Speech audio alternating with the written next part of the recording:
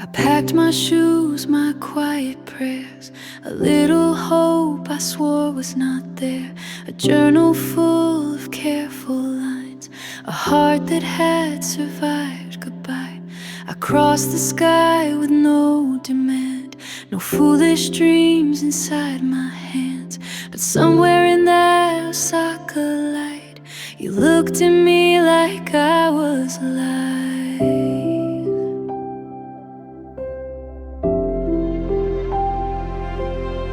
And I had been mother, nurse, and stone, the one who held the world alone. But you saw past what time had spent and called me the main event. I was not too late for love, not too old to be chosen, not too broken to become a garden still unfolding. You did not steal me from my life, you made the walls grow wide. For the first time in 11 years, hope felt like the truth inside. They took our laughter from a train, turned my name into their shame, called me a storm, called me a scar, like age could hide a woman's heart. I ran back home to what I knew, but every rose remembered you. Then your letter found my door, and I could not be small anymore. I had been quiet, I had been erased, I had learned to call the silence grace. But you saw the woman I had left, still breathing in my chest. I was not too late for love, not too old to be chosen, not too broken to... Marguerite Sidney woke before sunrise on her wedding day. For a long moment she did not move. She lay still beneath the soft quilt in her own bedroom, listening to the house breathe around her. The old floorboards settled. The refrigerator hummed faintly down the hall. Somewhere outside, a bird began fussing like it had personal opinions about Dawn. Her garden waited beyond the window. Her wedding dress waited downstairs at the church. Her children were asleep in different rooms like they were young again, because Denise had insisted everyone stay close the night before, for practical reasons, though everyone knew practical reasons had arrived wearing emotion and carrying extra blankets. Vivian was in the guest room, supposedly resting, though Marguerite strongly suspected her sister had not slept at all. Her grandchildren were scattered across air mattresses, couches, and sleeping bags in what had once been a quiet house and now looked like a joyful invasion. And somewhere across town, in a hotel suite prepared with careful restraint because Marguerite had forbidden anything that looked like royal logistics, Itoshi Nakamura was waking on his wedding day too. Marguerite stared at the ceiling. Then she whispered, "Lord." That was all. Not because she had nothing to say. Because there was too much. Thank you. Help me.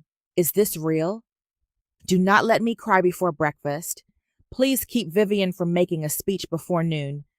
Thank you for bringing me here. Thank you for not letting me die inside the life I thought was finished. Thank you for this impossible, beautiful, terrifying, holy thing.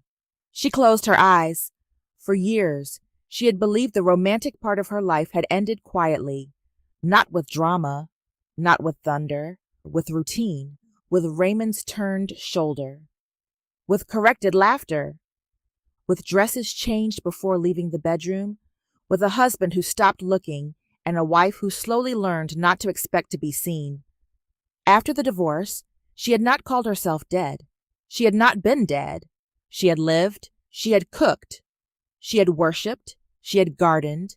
She had watched grandchildren grow. She had laughed. She had helped. She had healed. But somewhere beneath all that life, a door had remained shut, not locked by bitterness, locked by caution. A woman could survive heartbreak and still refuse to stand too close to hope. Hope, after a certain age, felt expensive. Hope asked for courage from bones that had already carried enough. Hope made a woman look in the mirror and wonder whether she still had the right to be wanted. Then Osaka happened. A birthday dinner, a wrong train, a stolen photograph, a cruel article, a letter kept for 15 years, a hospital room, a boardroom, a garden, a proposal beneath her own crepe myrtle, and now this, her wedding day. At 67, Marguerite laughed once in the quiet bedroom, small, disbelieving, alive. Then there was a knock on her door. Before she could answer, Vivian's voice came through it. If you are awake and they're having a silent spiritual crisis, I am coming in. Marguerite smiled. I'm awake. The door opened immediately. Vivian entered wearing a gold satin robe, matching slippers, a silk scarf over her hair, and the determined face of a woman who had assigned herself emotional command of the entire day. Behind her stood Denise and Aisha, both already dressed in matching soft champagne robes. Denise held a cup of tea. Aisha held tissues. Marguerite looked at them. Why do you all look like a committee? Denise came forward. Because you are getting married today. Aisha nodded, eyes already wet. And because Aunt Vivian said no one was allowed to approach you without a purpose. Vivian lifted one finger. That is called order. That is called dictatorship, Marguerite said. On wedding mornings, they are cousins. Denise handed Marguerite the tea. No caffeine yet. You need to eat first. Marguerite stared at her.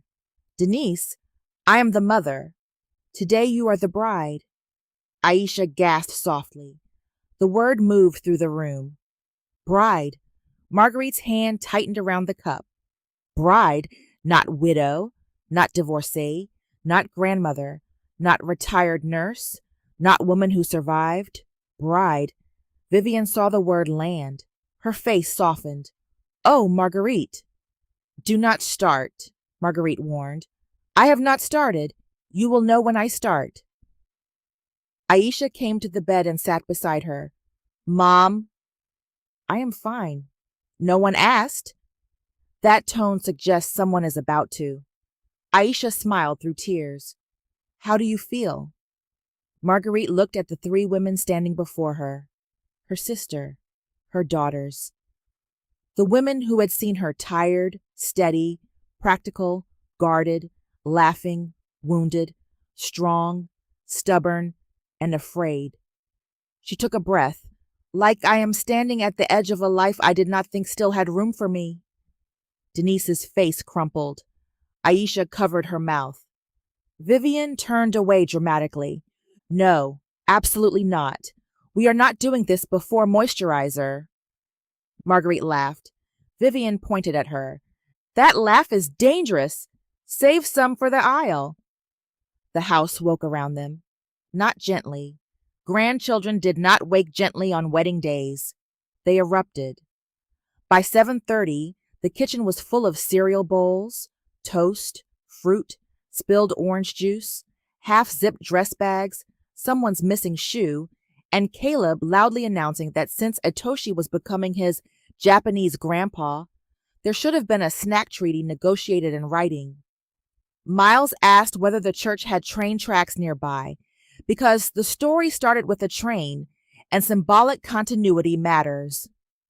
Jade, who had appointed herself assistant photographer, told Miles that symbolism did not require transportation infrastructure. Zuri carried a basket of flower petals with the seriousness of a diplomatic mission. Nia had already cried twice. Eli walked around repeating, I can't believe Grandma is getting married, as if the sentence needed testing in different rooms. Marguerite stood at the kitchen entrance in her robe, watching them. Her house had never looked less controlled. It had also never looked more alive. Aisha came beside her. You okay? Marguerite smiled.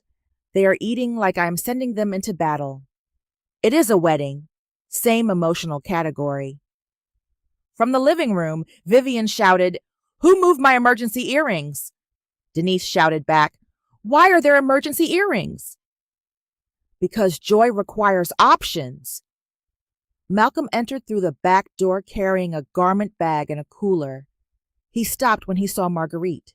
For 1 second, he became a boy again, not because he looked young, because his eyes did. "Ma, good morning, baby." He crossed the kitchen and hugged her carefully. Too carefully. She patted his back. "I am not made of glass." "I know. You are hugging me like I might break." "No," he said quietly. "I am hugging you like I finally understand you didn't." Marguerite closed her eyes. "Oh, Malcolm."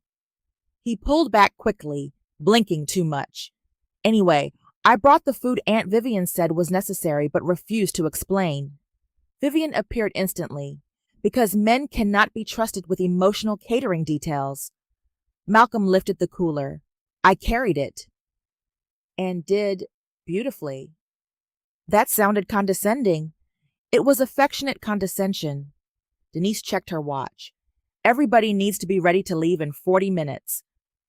Vivian's eyes widened. 40? "Denise, I need at least 73. You have 38. Math should not be weaponized on sacred days." Marguerite laughed again. It arrived before the joke finished. Everyone turned toward her. For a moment, the kitchen quieted. Not fully. Caleb was still chewing, but enough. They heard it. That laugh, free, public, unapologetic. The laugh Raymond had once taught her to lower. The laugh Itoshi had heard on a train and the world had tried to turn into shame. Here it was now, filling her kitchen on her wedding morning. No one corrected it.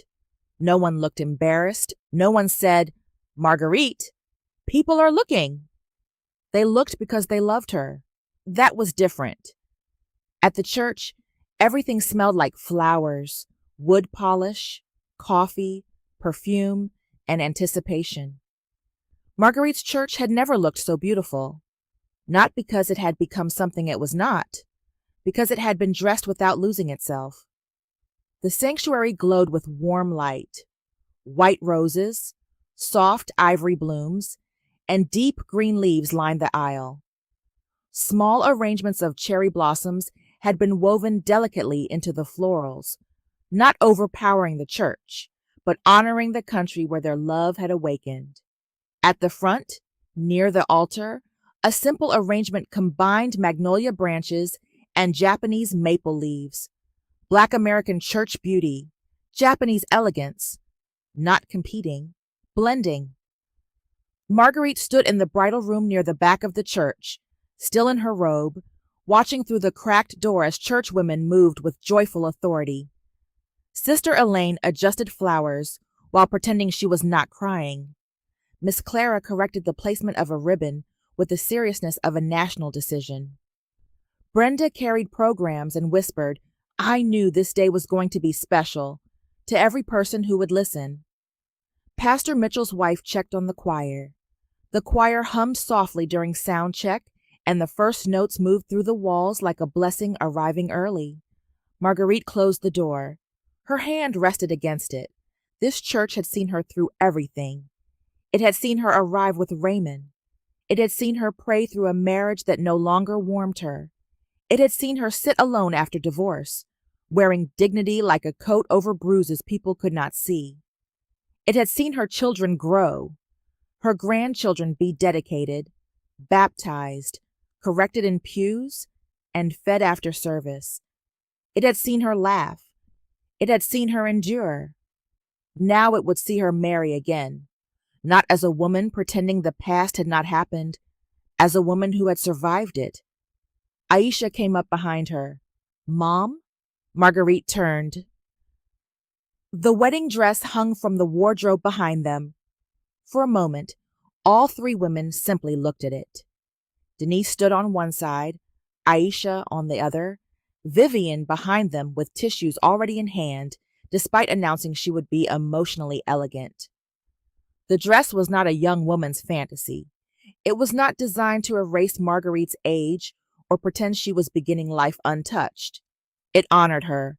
Soft ivory fabric, long, elegant sleeves of delicate lace, a graceful neckline that framed her collarbone without apology, a fitted bodice that gave shape without cruelty, a flowing skirt that moved like light but carried weight, no excessive sparkle, no desperate attempt at youth, beautiful, mature, regal, tender. The kind of dress that understood second chances did not need to imitate first ones. Marguerite stared at it. I cannot believe I'm doing this. Vivian stepped forward. You are not doing this. Marguerite looked at her. Vivian's eyes filled. You are receiving what survived long enough to find you. Aisha started crying first. Denise turned away and pressed a tissue beneath her eye. Marguerite exhaled. Vivian. No, listen to me. Vivian took both of Marguerite's hands. Her voice trembled, but her spine stayed straight. You did not miss love. Love arrived when it found a woman strong enough to survive it. The room broke, not loudly, not dramatically, but completely. Aisha sobbed once. Denise covered her mouth. Marguerite closed her eyes as the sentence entered her. You did not miss love. For years, that had been the quiet fear. Not that love was impossible, that she had missed it, that the real version had passed while she was busy being wife, mother, nurse, church member, grandmother, helper, gardener, survivor. That desire had come and gone. That tenderness had forgotten her address, that what remained was respectable companionship with herself. But Vivian's words stood against all of it. Love had not missed her. Love had not forgotten her. Love had arrived when she was strong enough not to disappear inside it. Marguerite opened her eyes. I need to get dressed before I ruin my face. Vivian laughed through tears. Too late, but we have powder. Denise and Aisha helped her into the dress. It took time. Good things sometimes did. They moved carefully, reverently. Denise fastened the tiny buttons along her mother's back. Aisha smoothed the sleeves. Vivian adjusted the train with the dramatic precision of a woman who believed fabric had emotional responsibilities. Marguerite stood quietly while they worked. Her daughter's hands moved over her gently, hands she had once held crossing streets, hands she had washed when they were small, hands she had placed Band-Aids on, hands that now helped prepare her to become a bride. Aisha knelt to arrange the hem. Denise stepped behind Marguerite with a small velvet box. Mom? Marguerite turned slightly. Denise opened the box. Inside was a necklace. Simple gold, a small cross with a tiny pearl set at the center. Marguerite's eyes widened. Denise, we wanted you to have something from us. Aisha stood beside her sister. From all of us, me, Denise, Malcolm, and the grandchildren. Denise's voice trembled. It is not to give you away. We are not giving you away. Marguerite's lips parted. Denise blinked hard. It is to remind you that you are loved from the life you are bringing with you. Marguerite pressed one hand to her heart. Aisha wiped her cheek. So when you walk to him, you are not leaving us behind. You are carrying us with you. The tears came before Marguerite could stop them. Denise moved behind her. May I? Marguerite nodded. Denise fastened the necklace around her mother's neck. Her fingers trembled against the clasp. Aisha stood in front of Marguerite, tears running freely now. You look alive, she whispered. The same words from Osaka. Now here, in the bridal room, beside the dress, before the aisle. Marguerite looked at her youngest daughter through tears. I feel alive. Denise bowed her head against the back of Marguerite's shoulder for one brief second. Not daughter needing mother, woman honoring woman. Then she stepped away. Vivian turned Marguerite toward the mirror. Look, Marguerite did, and the room seemed to fall away. She saw herself, not the woman Raymond had taught to soften herself for his comfort, not the woman strangers had called too old, too foreign, too suspicious, too late, Not the woman who once sat in her hotel room reading headlines that tried to make her laughter ugly. Not the woman who fled Osaka believing loneliness was safer than being seen. She saw a bride, 67 years old, deep brown skin glowing against ivory lace, silver threaded hair swept into an elegant style, gold cross resting at her throat, soft lines around her eyes, tears on her cheeks, a ring waiting for its promise to become covenant. Not too late. The thought arrived so quietly she almost missed it. Then stronger. Not too late, not leftover, not foolish, not embarrassing, not past the age of wonder, not past being chosen. Marguerite looked at herself and realized the mirror was no longer asking whether she had permission. It was bearing witness. Behind her, Vivian whispered, "There she is." Marguerite smiled. "Yes," she said softly, "there she is." Across town, Itoshi Nakamura stood in front of a mirror and adjusted his cufflinks for the third time. They were not behaving, or perhaps his hands were not. Kenji watched from the side of the hotel suite, dressed in a dark formal suit with a soft silver tie. Emi stood near the window in an elegant champagne dress, her hair pinned back, eyes bright with emotion. She had tried and failed to discipline. Hiro stood near the door, holding the schedule.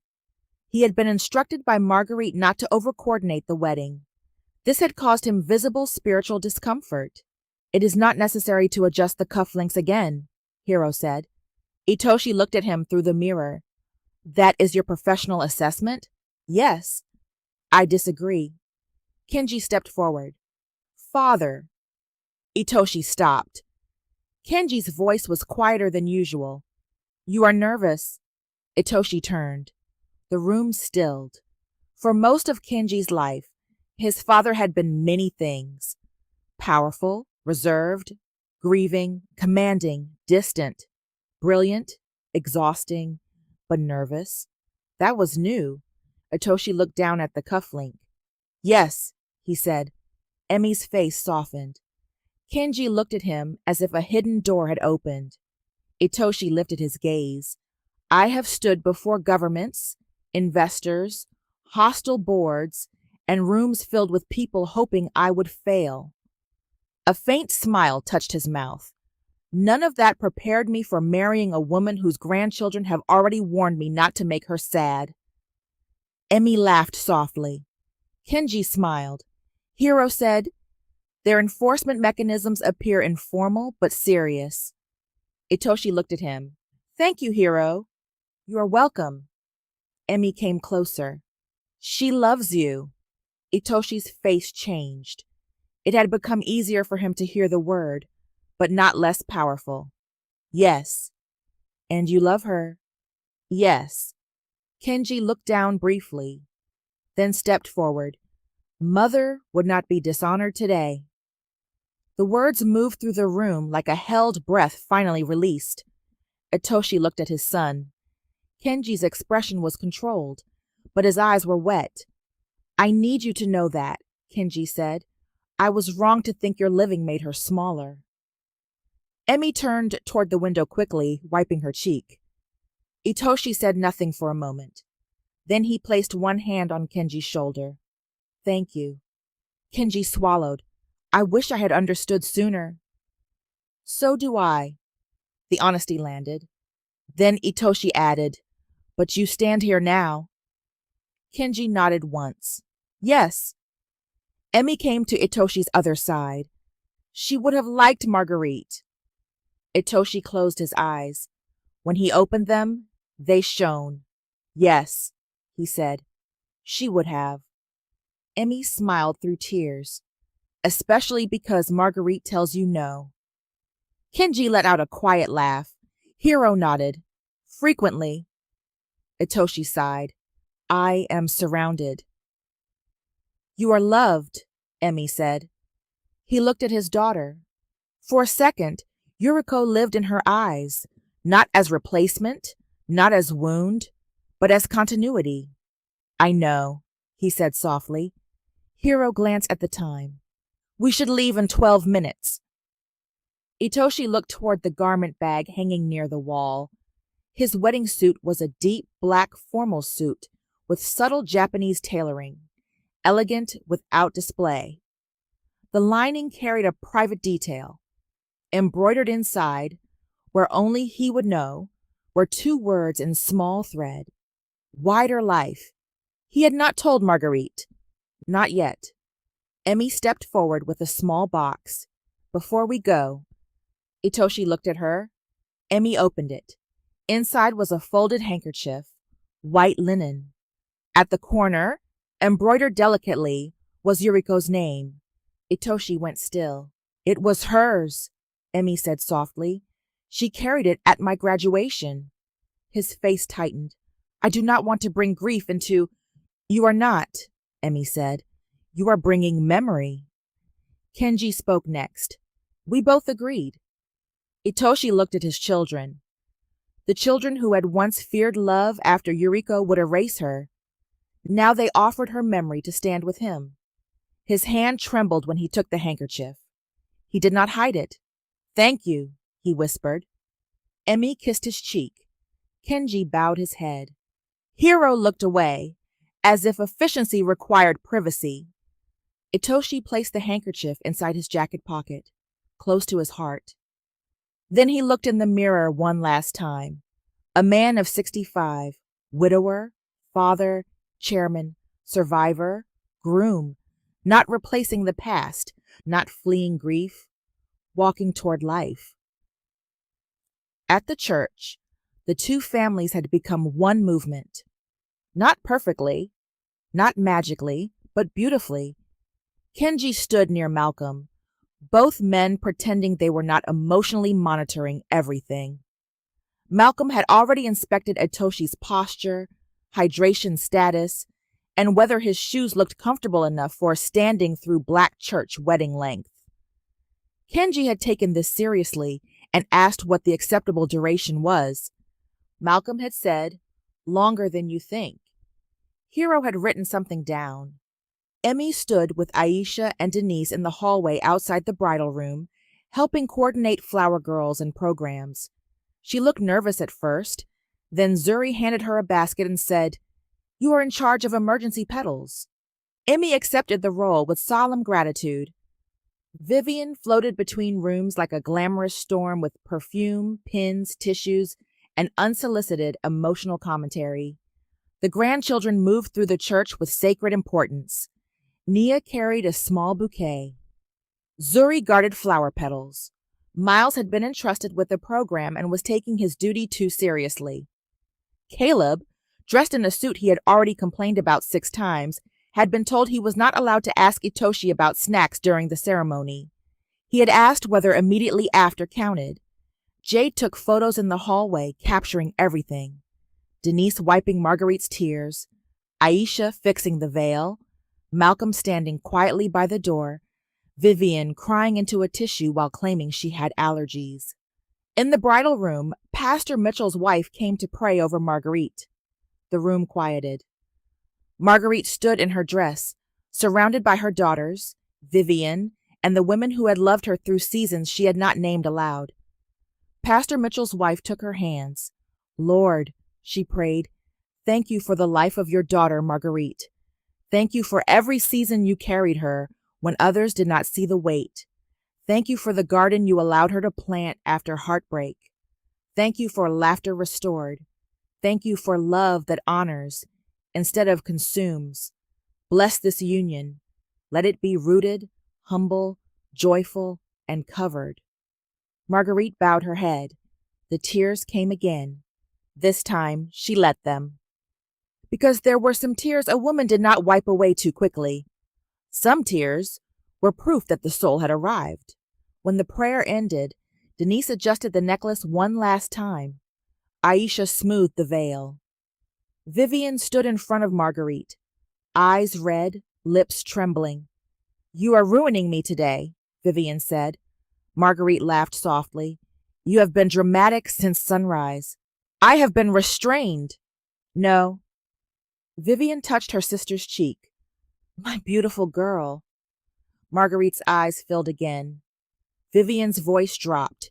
You survived the kind of loneliness people cannot see from the pews, and now they will watch you walk into joy without apology. Marguerite breathed in. Vivian smiled through tears. Do you know what that is? What? Victory in lace. Marguerite laughed. Aisha sobbed. Denise whispered, Aunt Vivian. What? It was excellent. It was. I know. A knock came at the door. Malcolm entered, then stopped. His mother stood before him in ivory lace and holy light. The man forgot how to speak. Marguerite smiled. Well? Malcolm swallowed, then shook his head. You look... He stopped. His voice failed. Marguerite's face softened. He walked to her and took her hands. You look happy, Ma. That was the compliment that broke her. Not beautiful, not elegant, happy. She squeezed his hands. I am. He blinked hard. Good. For a moment, they stood that way, mother and son. Then he said quietly, I thought I was giving you away today. Marguerite held his gaze. And? He shook his head. No, I am walking with you. Different thing. Her eyes filled. Yes, she whispered. Different thing. The sanctuary filled.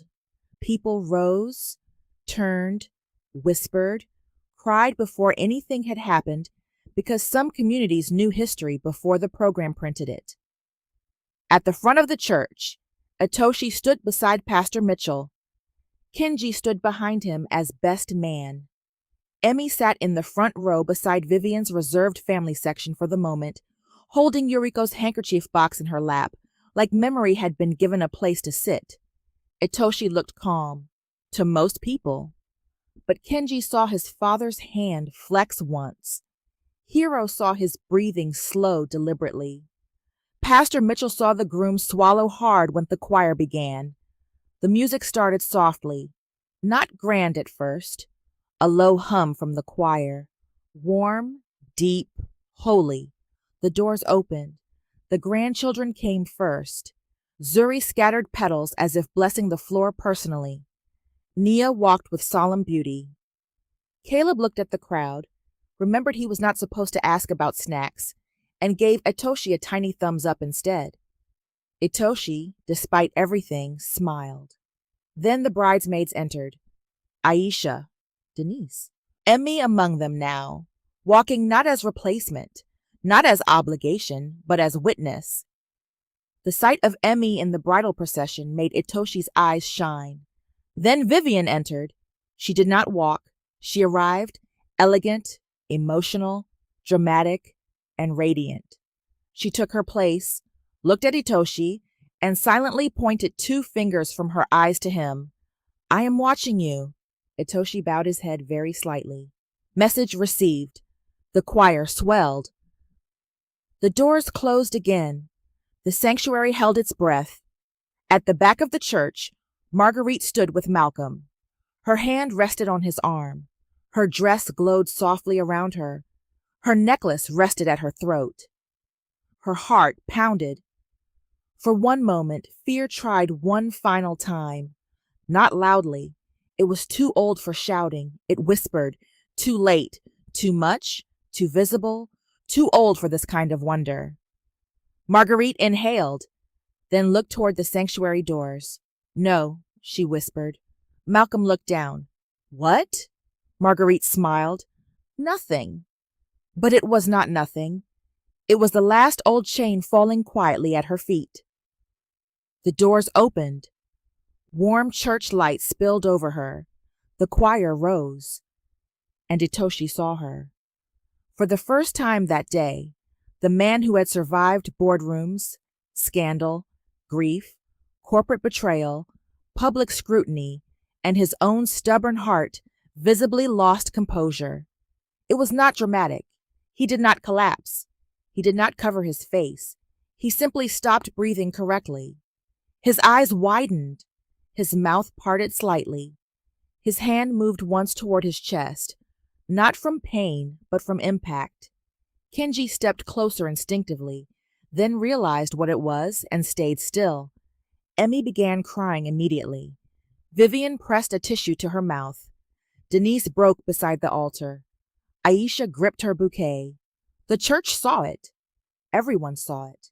Itoshi Nakamura, chairman of a global empire, powerful enough to frighten rooms without raising his voice, looked at Marguerite Sidney walking toward him in her church and forgot how to be controlled.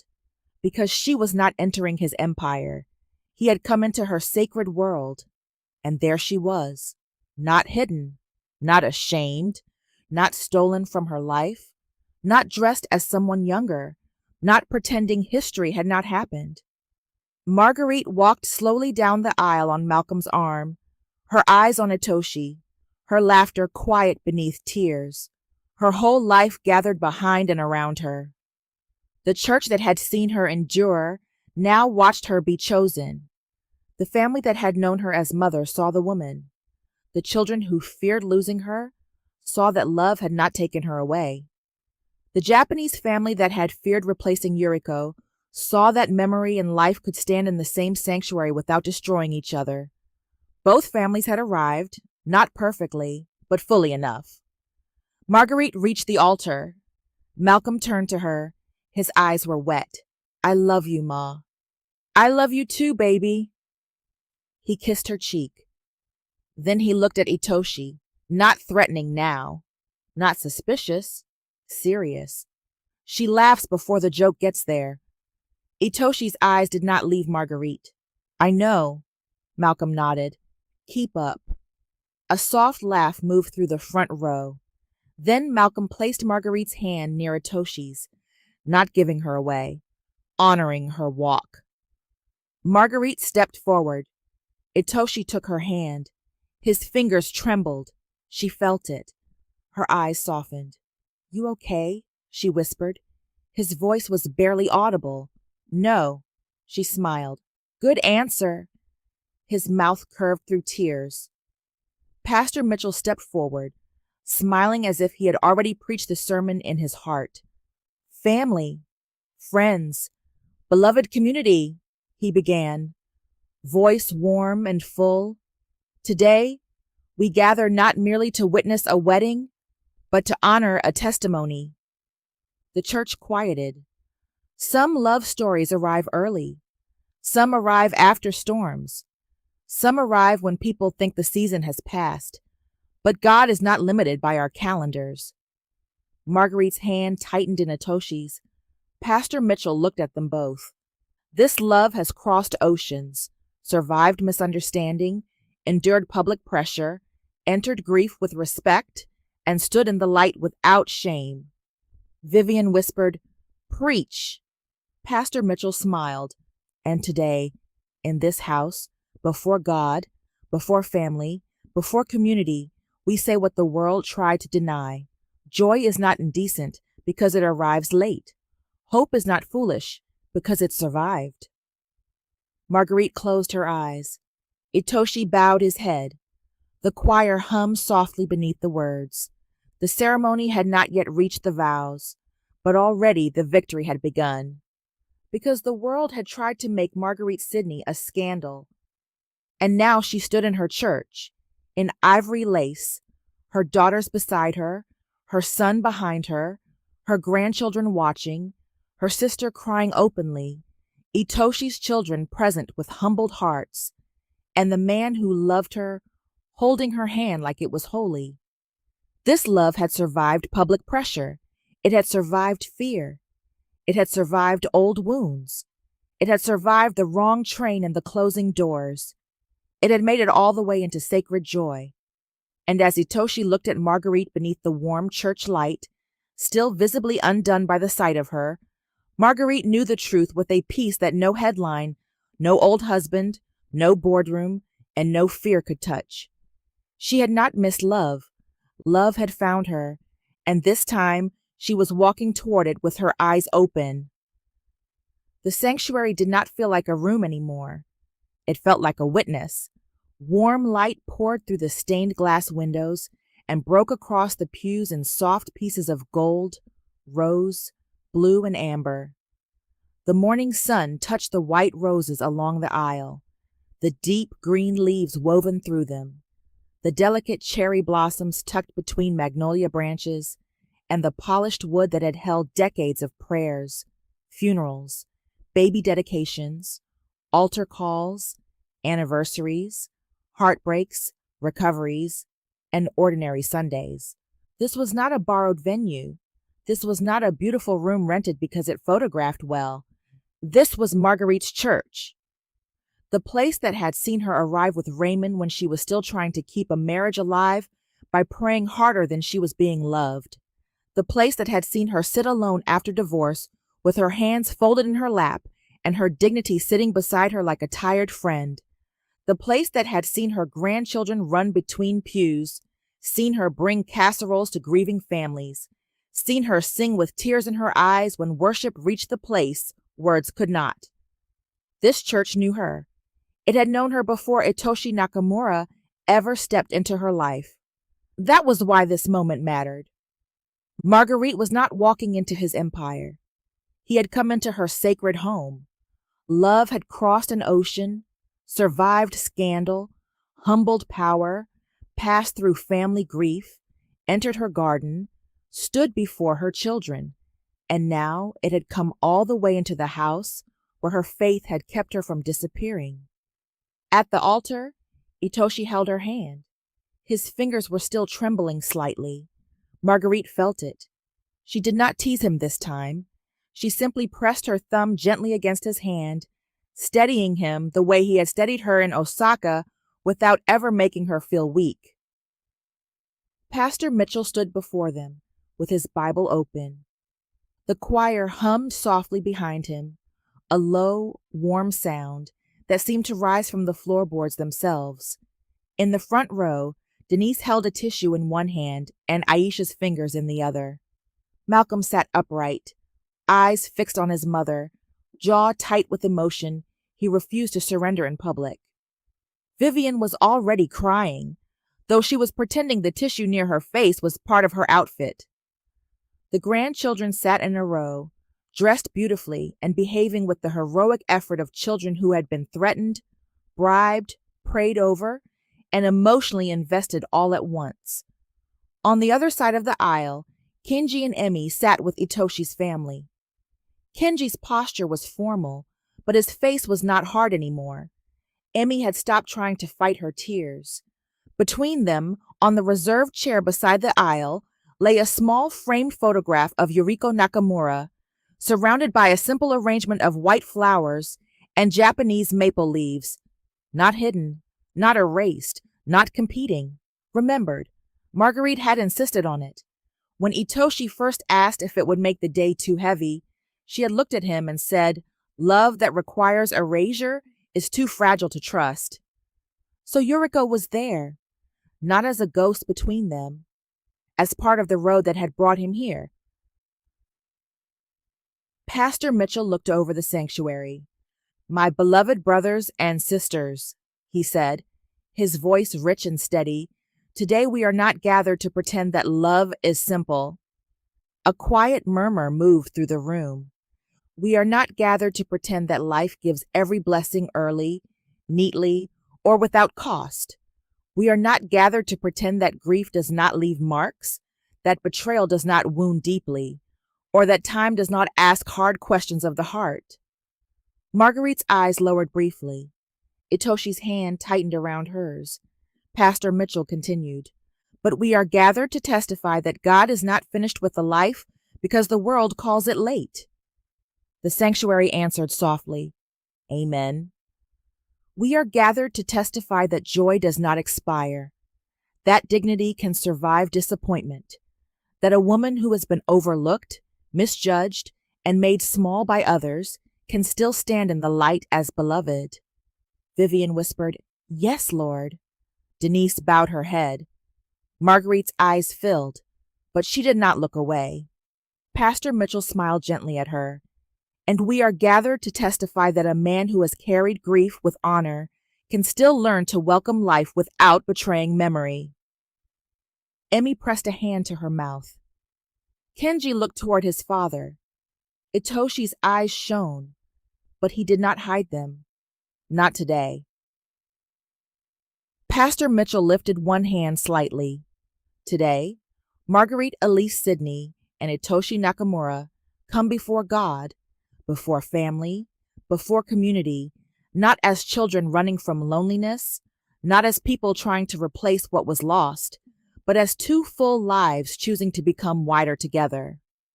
The choir's hum deepened. Marguerite breathed in slowly. 2 full lives. Not half people looking for rescue, not broken pieces pretending romance was glue. 2 full lives, choosing. That word mattered more than anything. Pastor Mitchell turned toward Itoshi. Itoshi, before you speak your vows, I ask you this in the presence of God and this congregation. Do you come here today to take Marguerite from the life she has built? Itoshi's answer came immediately. No. The word was quiet. Certain. Pastor Mitchell nodded. Do you come here to honor that life? To enter it with humility? To protect her freedom? And to love not only the woman standing before you, but the roots that helped her survive before you arrived? Itoshi looked at Marguerite. His voice deepened. Yes. Aisha began crying again. Pastor Mitchell turned to Marguerite. Marguerite, before you speak your vows, I ask you this. Do you come here today as a woman searching for rescue? Marguerite's chin lifted. No. The whole church seemed to inhale. Pastor Mitchell smiled. Do you come as a woman whose life, faith, family, and heart have made room for love again? Marguerite looked at Itoshi. Yes. Her voice did not shake. Not that time. Pastor Mitchell stepped back slightly.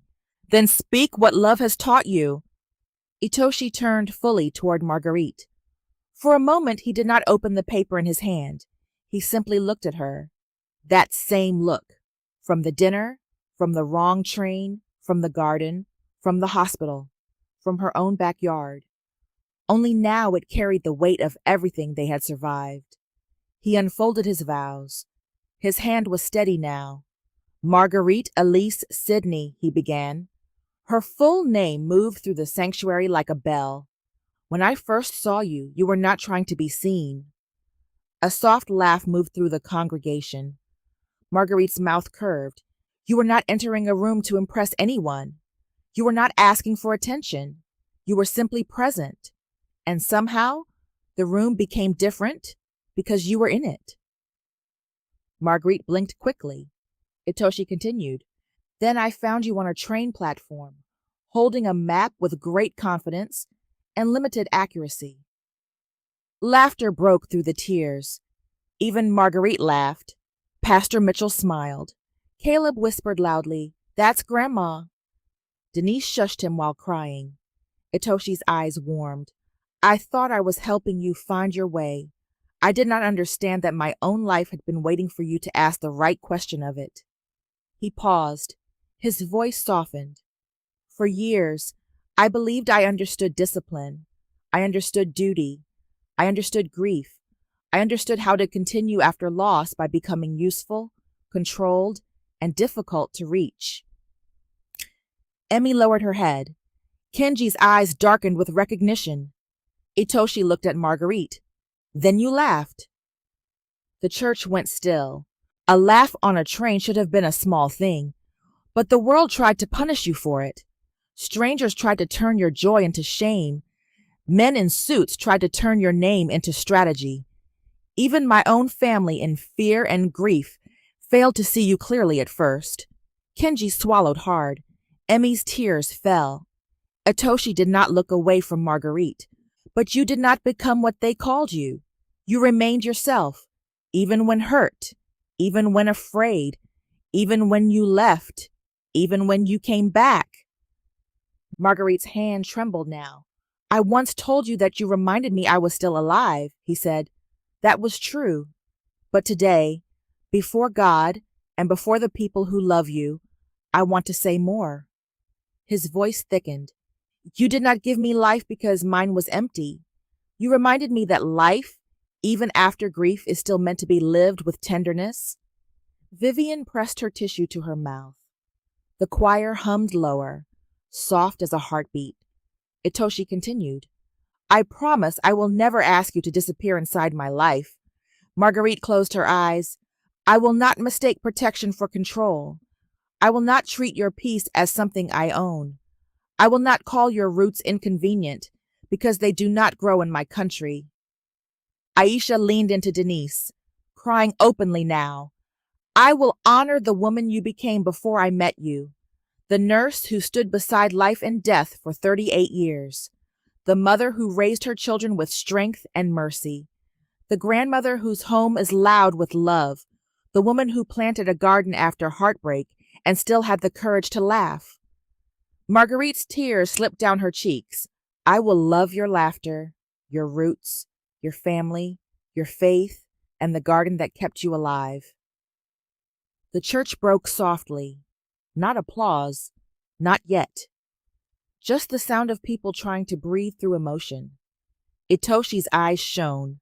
I will love you in Atlanta and in Osaka, in public and in private, in health and with the humility required when health becomes fragile, in joy and in the ordinary days when joy must be chosen again. He paused. And when fear returns, as fear sometimes does, I will not punish you for it. I will stand with you until fear remembers it is no longer in charge. Marguerite pressed her lips together to keep from sobbing. Itoshi looked down at their joined hands. You wrote once that the heart is stubborn, that it fails, strains, breaks, heals, hides, warns, and sometimes surprises us by continuing when every sign says it should stop. Her own words came back to her in his voice. 15 years old, preserved, returned, redeemed. His voice lowered. Marguerite, my heart continued, and then it found you. The church went silent, completely silent. I do not ask you to become a smaller woman, so I can feel like a greater man. I ask to spend the years God gives us learning how to love a woman who was already whole, already rooted, already worthy, before I ever arrived. He folded the paper, then, without looking at it, spoke the final words directly to her. You are not my beautiful mistake. You are my deliberate choice. Today, tomorrow, and for every train we take from this day forward. Marguerite broke. Her shoulders shook once. Itoshi reached up gently, with permission in his eyes, and wiped one tear from her cheek. The church could not hold itself anymore. Soft sobs moved through the pews. Vivian leaned into Aisha. Denise covered her face. Malcolm looked up at the ceiling, fighting a losing battle. Kenji bowed his head, tears slipping silently down his face. Emmy cried like something old in her had finally been given permission to heal. Pastor Mitchell waited. He knew holy silence when it entered a room. After a moment, he turned to Marguerite. She took a breath, then another. Aisha stepped forward and handed her the folded paper she had written her vows on. Marguerite held it, looked at it, then looked at Itoshi, and lowered the paper. Vivian whispered, "Oh, Lord." Marguerite smiled faintly through tears. I wrote vows, she said. They were good. Soft laughter moved through the church. They had structure. Very tasteful. Denise approved punctuation. Denise laughed through tears. But standing here now, in this church, with my children beside me, my grandchildren watching, my sister already ruining her makeup, your children here, your wife Yuriko honored, my church family witnessing, and you looking at me like I am not too late for wonder. Her voice trembled. I can't read something neat. Itoshi's eyes softened. Marguerite took both of his hands. For a long time, I thought my love story had become history. The sanctuary quieted again. I did not think that with bitterness. I did not wake up every day angry. I lived, I worked, I raised my children, I loved my grandchildren, I served, I prayed, I planted things. I laughed when I could. I built a life that was real and beautiful. She swallowed. But there was a room inside me I stopped opening. Aisha bowed her head. Denise wiped her cheeks. Not because I did not want love, because wanting love after disappointment can feel like standing barefoot on broken glass and calling it hope. The line moved through the room with quiet force. Marguerite continued. I had been a wife before. I had been touched without being cherished, heard without being listened to, looked at without being seen. I had been useful, dependable, respectable, and lonely in ways people did not notice because I still knew how to smile. Raymond sat near the back. He had come quietly, not in the front, not as family, but as a man who had finally understood that absence did not erase responsibility. At Marguerite's words, his face changed, not defensively, painfully. He looked down at his hands. Marguerite did not look back. She did not need to. This was not for Raymond. That was the freedom. It was not for him anymore. She kept her eyes on Itoshi. Then I went to Osaka with practical shoes, a journal, and no expectations. A warm murmur moved through the church. And you looked at me. Her voice broke slightly. Not like I was a surprise you intended to enjoy briefly. Not like I was a problem to solve. Not like I was a woman who should be grateful for attention at my age. She breathed in. You looked at me like there was no such thing as too late. Itoshi's eyes filled. Marguerite smiled through her tears. You did not rescue me. You recognized me. The church broke again. Aisha sobbed softly. Vivian whispered, My God. Marguerite continued. You recognized the woman before you tried to romance her.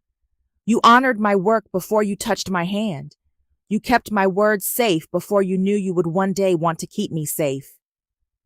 Itoshi lowered his head briefly. She tightened her hands around his. And when I ran, you did not chase me like a prize you had misplaced. You let me choose. You let me leave. You let me come back by my own courage. Her voice strengthened. That is why I am here. The sanctuary listened like it was holding its breath. I do not come to you as a woman searching for a life. I come as a woman whose life made room for love again. Denise covered her mouth. Malcolm's eyes filled fully now. He did not hide it.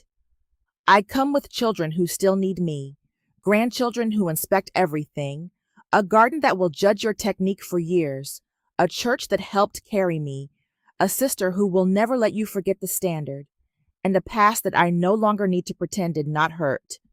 Vivian nodded fiercely through tears. I come with roots. I come with scars. I come with laughter that arrives before the joke. I come with faith, with history, with caution, with desire, with joy, with all of me. She looked at Itoshi with a love so open the room seemed to warm. And I choose you not because it is late, but because it is true. Itoshi's face changed. The words reached him completely. Marguerite continued, I promise I will not shrink to make loving me easier. A soft laugh and murmur moved through the room. I promise I will tell you no when no is holy. I promise I will tell you yes when yes is honest. I promise I will honor Yuriko's memory, not as a shadow over us, but as part of the love that taught you how to love deeply. Emmy pressed both hands to her face. Kenji looked at Marguerite with something like awe. I promise I will build this wider life with you. I will welcome you into my home without surrendering it. I will enter your world without disappearing inside it.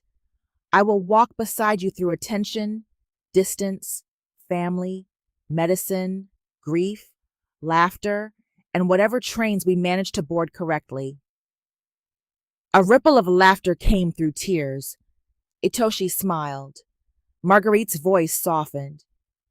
And when you forget to rest, I will remind you. More laughter.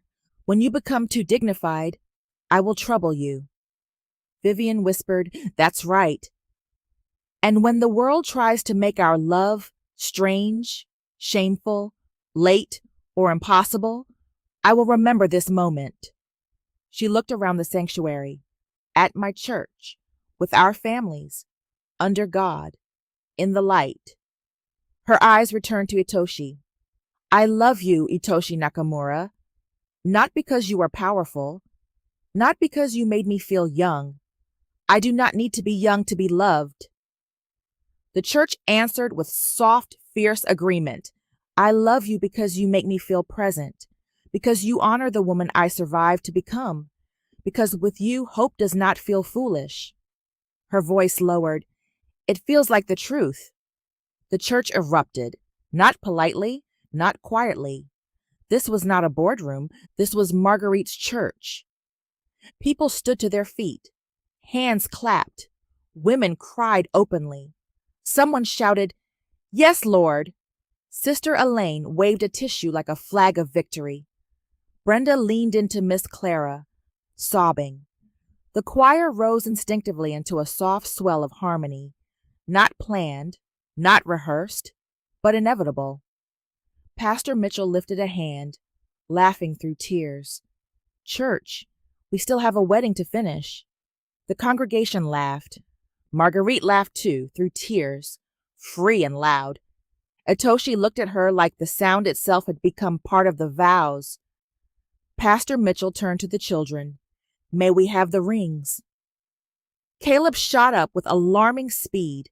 Malcolm grabbed the back of his jacket. Walk. Caleb walked. Barely. He came down the aisle, holding the ring box with enormous seriousness. Miles beside him carrying the second box as if escorting royal treasure. Zuri followed because she had decided emotional support was required. The congregation chuckled softly. Caleb reached the altar and looked at Itoshi. You ready? Itoshi looked down at him with absolute solemnity. I am. Caleb narrowed his eyes. Do not drop it. I will not. Miles whispered, statistically, nervous hands increase risk. Denise whispered, Miles. Pastor Mitchell opened his eyes. He looked at Marguerite and Itoshi, then at the congregation. By the authority given to me as a minister of the gospel, and in the presence of God and this beloved community, I now pronounce you husband and wife. The sanctuary went silent for one glorious second. Pastor Mitchell smiled. Itoshi, you may kiss your bride. Bride? His bride. Not mystery woman. Not companion. Not scandal. Bride. Itoshi turned to Marguerite. He did not rush. He lifted one hand to her cheek, his thumb brushing away the tear he had no hope of keeping up with. His eyes asked, even now, even after vows, even after rings, even after the word wife had entered the room, he still asked. Marguerite smiled and answered by stepping closer. The kiss was gentle, deeply tender, sacred enough for church, and intimate enough to make everyone understand that this was not symbolic love. It was real. When they parted, the church exploded. People rose. Applause thundered through the sanctuary. The choir burst fully into song, harmony soaring under the vaulted ceiling. Vivian shouted like she had been waiting 67 years for personal victory. Aisha and Denise held each other, crying and laughing. Malcolm clapped with both hands raised once, then caught himself and clapped normally, though everyone saw. The grandchildren cheered without restraint. Kenji stood beside Emmy, both of them applauding through tears.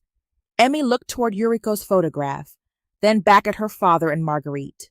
No replacement, no erasure, only life continuing. Near the back, Raymond remained seated for a moment. Not because he refused to stand, because he could not. He watched Marguerite laugh as Itoshi took her hand and turned with her toward the congregation. He watched the church celebrate her. He watched her children rejoice. He watched the man beside her look at her, not as an escape, not as a prize, not as a late life indulgence, but as a wife he was honored to have been given. And in that moment, Raymond understood fully. She was gone, not from Atlanta, not from her children, not from the life they had once shared in pieces. She was gone from the prison he had built inside her, gone from waiting to be noticed, gone from shrinking to keep peace, gone from the version of herself he had understood because he had never been interested enough to know the rest. He stood slowly, clapped once, then again, quietly, not to reclaim anything, only to acknowledge what was true. At the altar, Pastor Mitchell presented them. Family, friends, church, it is my joy to introduce for the first time Mr. and Mrs. Nakamura. The congregation roared again. Itoshi looked surprised by the volume. Marguerite laughed. "Welcome to my church," she whispered. His eyes warmed. "I am honored." The choir lifted into the recessional. Not a delicate little exit song, a joyful, full-bodied celebration with piano, organ, drums, and voices that knew grief but refused to let grief have the final note. Marguerite and Itoshi walked down the aisle together, husband and wife, hand in hand, no glass, no train doors, no hidden exit, no shame. The church leaned toward them with love. Hands reached from pews. Women cried blessings. Men nodded with wet eyes. Children cheered. Sister Elaine shouted, "Look at God!" Brenda shouted, "That's right, Marguerite." Vivian shouted, "Do not trip. You are married but still responsible for your him." Marguerite laughed so hard she had to slow down. Itoshi held her steady, smiling like he had discovered a form of joy no boardroom had ever prepared him for. When they reached the back of the sanctuary before stepping into the foyer, Marguerite stopped. Itoshi stopped with her. She turned and looked back at the flowers, the choir, the cross, the pews, her children, his children, her sister, her church. Yuriko's photograph near the front. The aisle she had just walked not as a woman being rescued, but as a woman being honored. The world had tried to make her a scandal, but here, in the house that knew her prayers, love had called her wife. Marguerite looked at Itoshi. He was watching her, as always, fully, carefully, as if even now, even married, he understood that seeing her was a responsibility. She touched his face gently. "You came all the way into my world," she said. He covered her hand with his, "and found my home wider because of it." Her eyes filled again. "You're going to make me cry through the entire reception." "I apologize." "No, you do not." "No," she laughed. Then the doors opened. Light flooded in from the church steps. Outside, guests waited with petals, cheers, cameras, tears, and joy too large to stay contained. Marguerite took one breath, then another. Her husband held her hand. Her family stood behind her. Her future stood before her. And when they stepped into the light together, it did not feel like the end of a love story. It felt like the moment the whole world finally had to admit what the train had known first. Marguerite Sidney had never been the side story. She was the main event. The reception did not begin with elegance. It began with noise, beautiful noise, holy noise, the kind of noise that rises when people who have watched a woman survive quietly finally get permission to celebrate her loudly. Outside the church, the afternoon sun poured over the steps like blessing. Guests spilled out through the wide doors in waves of color, perfume, laughter, tears, and voices too emotional to stay polite. White petals and pale pink cherry blossoms waited in woven baskets held by grandchildren who were already taking their responsibilities too seriously. Marguerite and Itoshi stood just inside the church entrance, hidden for one last breath before stepping outside as husband and wife. Husband and wife. The word still felt impossible, not unreal. Impossible in the way miracles are impossible until they are standing beside you, wearing a wedding ring and looking slightly overwhelmed by black church volume. Itoshi held Marguerite's hand. His wedding band caught the light. So did hers. Marguerite looked down at their joined hands and smiled. Not a small smile, not a cautious one.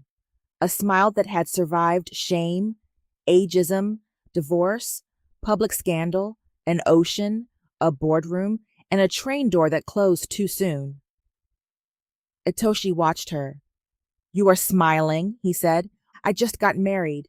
"Yes." "To a very serious man." "I am not always serious." She looked at him. He corrected himself. "I am frequently serious." "That is more honest." A burst of laughter came from outside. Vivian's voice rose above it. "Everyone get ready. This is not a weak pedal toss. This is cinematic joy. Lift from the wrist." Marguerite closed her eyes.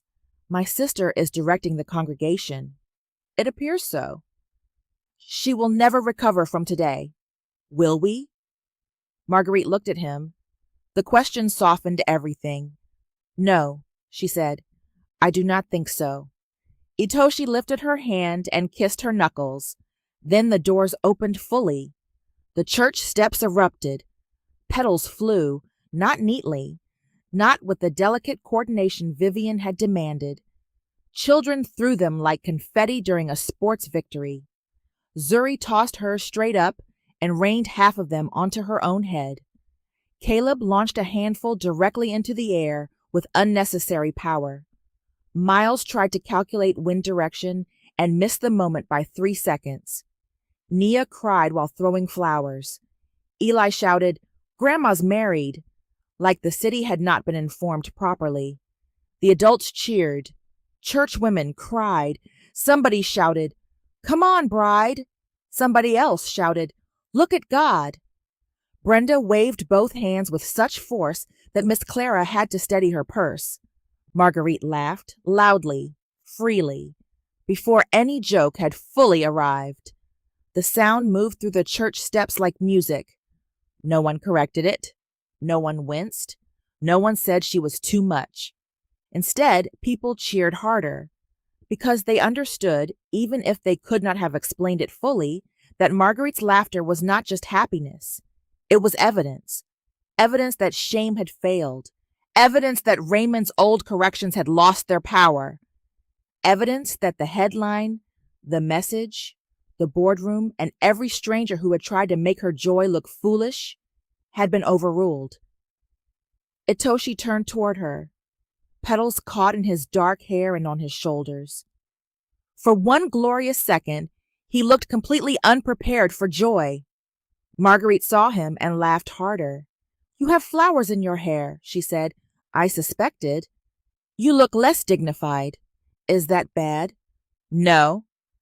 She reached up and removed one petal from his hair, then left another. "That one stays." "Why?" Humility. His mouth curved. "I see." Vivian descended upon them with open arms and damp eyes. "Do not move. Let the photographer get this. This is legacy." "Vivian," Marguerite said. "No, you will thank me when you are 80 and looking at these pictures." "I am already nearly there." Vivian gasped. "Do not speak disrespect over yourself in a wedding dress." Itoshi bowed slightly to Vivian. "Your coordination has been impressive." Vivian pointed at him. "You are learning." "I am trying." "That is why you are alive and married." Marguerite shook her head, laughing. Denise and Aisha came next, both crying again despite promising each other they had finished. They had not finished. No one had finished. Aisha hugged Marguerite carefully, then gave up and hugged her fully. "You're married," she whispered. "Yes." "My mother is married." "Yes, baby. And happy." Marguerite pulled back.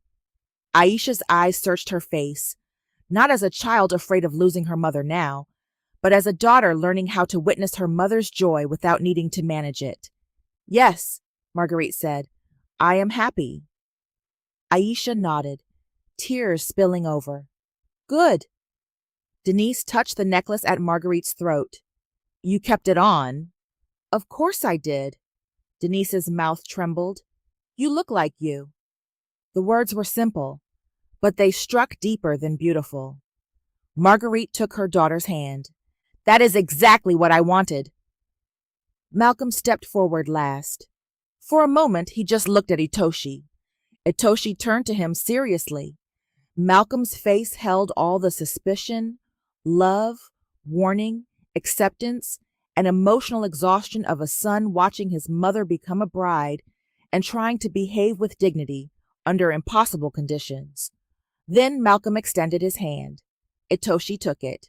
The handshake was firm, formal, brief. Then Malcolm pulled him into a hug. The crowd noticed. A sound moved through the steps. Not applause yet. Something warmer, something like relief. Itoshi froze for half a second, then embraced him back. Malcolm spoke low enough that only Itoshi and Marguerite heard. Take care of her. Itoshi answered just as quietly. I will honor her. Malcolm stepped back. His eyes were wet. Better answer. Marguerite's chest tightened. Then the grandchildren swarmed. There was no other word for it. They surrounded Itoshi and Marguerite like a small, overdressed security detail. Zuri inspected Marguerite's ring again. Caleb asked if being married meant Japanese snacks were now legally part of the family. Miles asked whether Itoshi would consider making a map of the honeymoon route. Nia asked if Grandma was going to change her last name every time she signed something.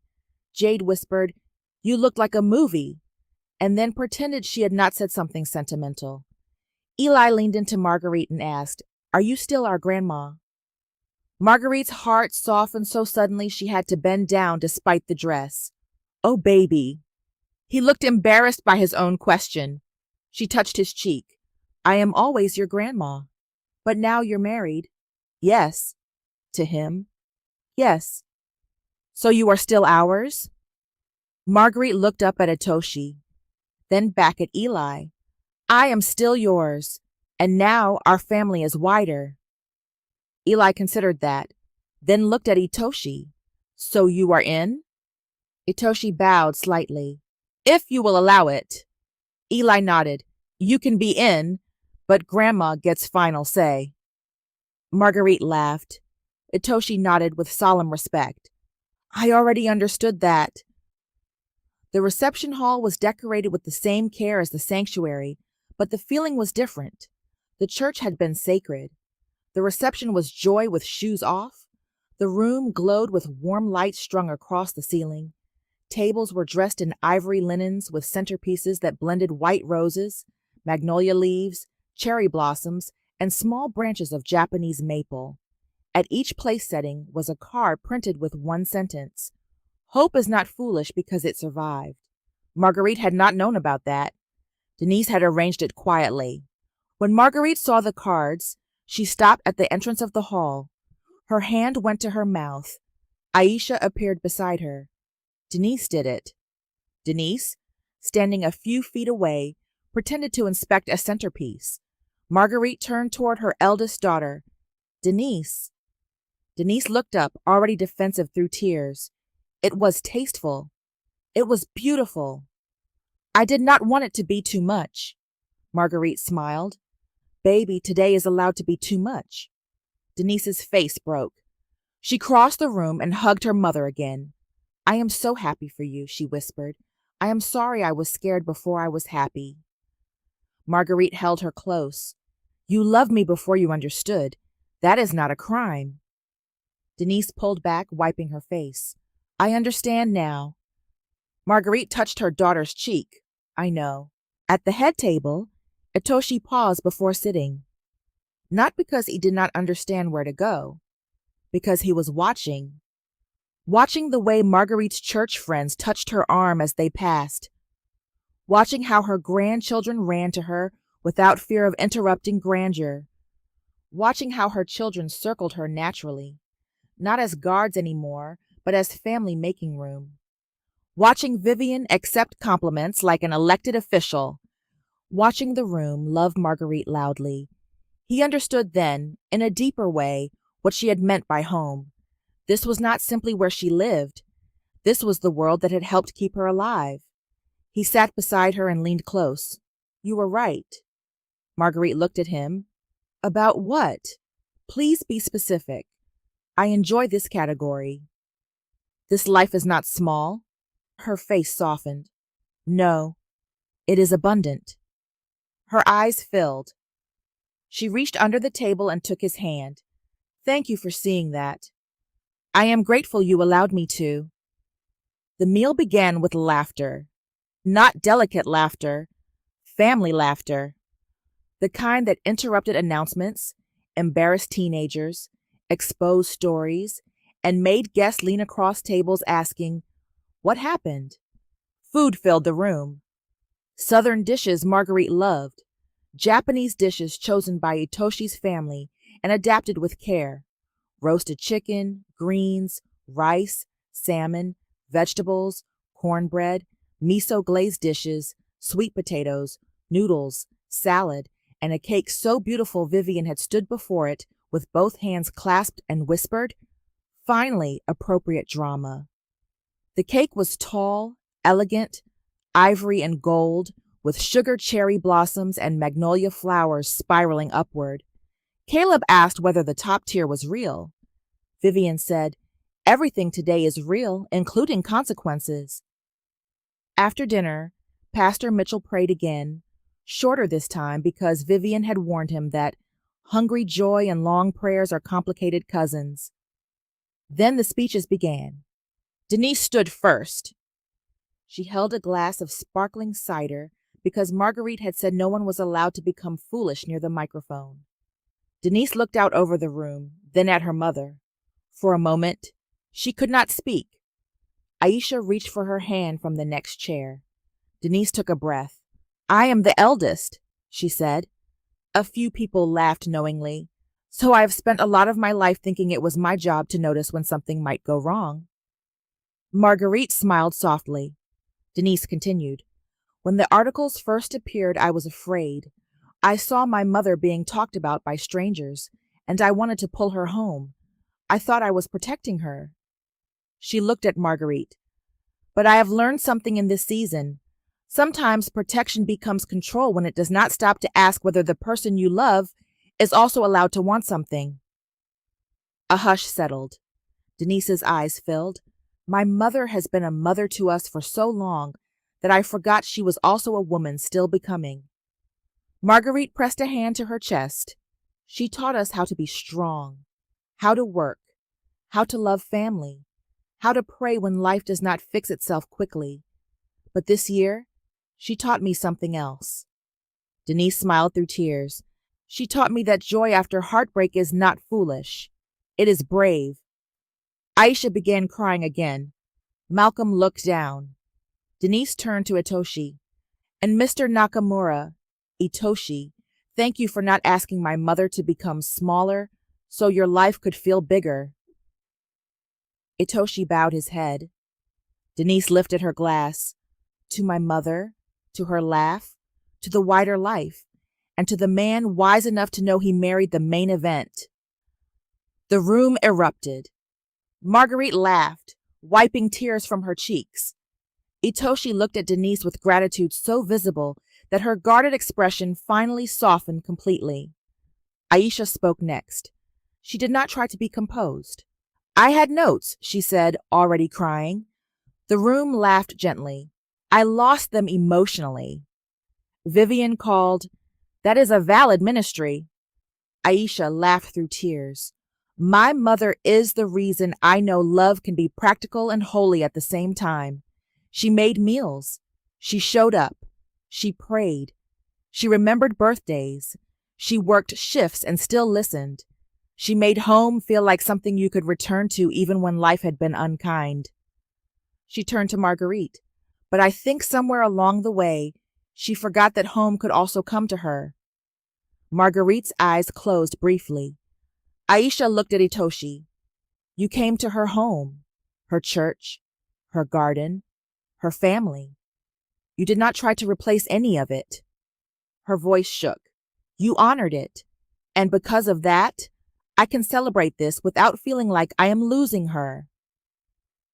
Itoshi's eyes softened. Aisha lifted her glass. To my mother, who was never too late, and to love that had the good sense to come find her properly. The applause came warm and full. Then Malcolm stood. The room went quieter, not because people expected poetry, because Malcolm did not waste words.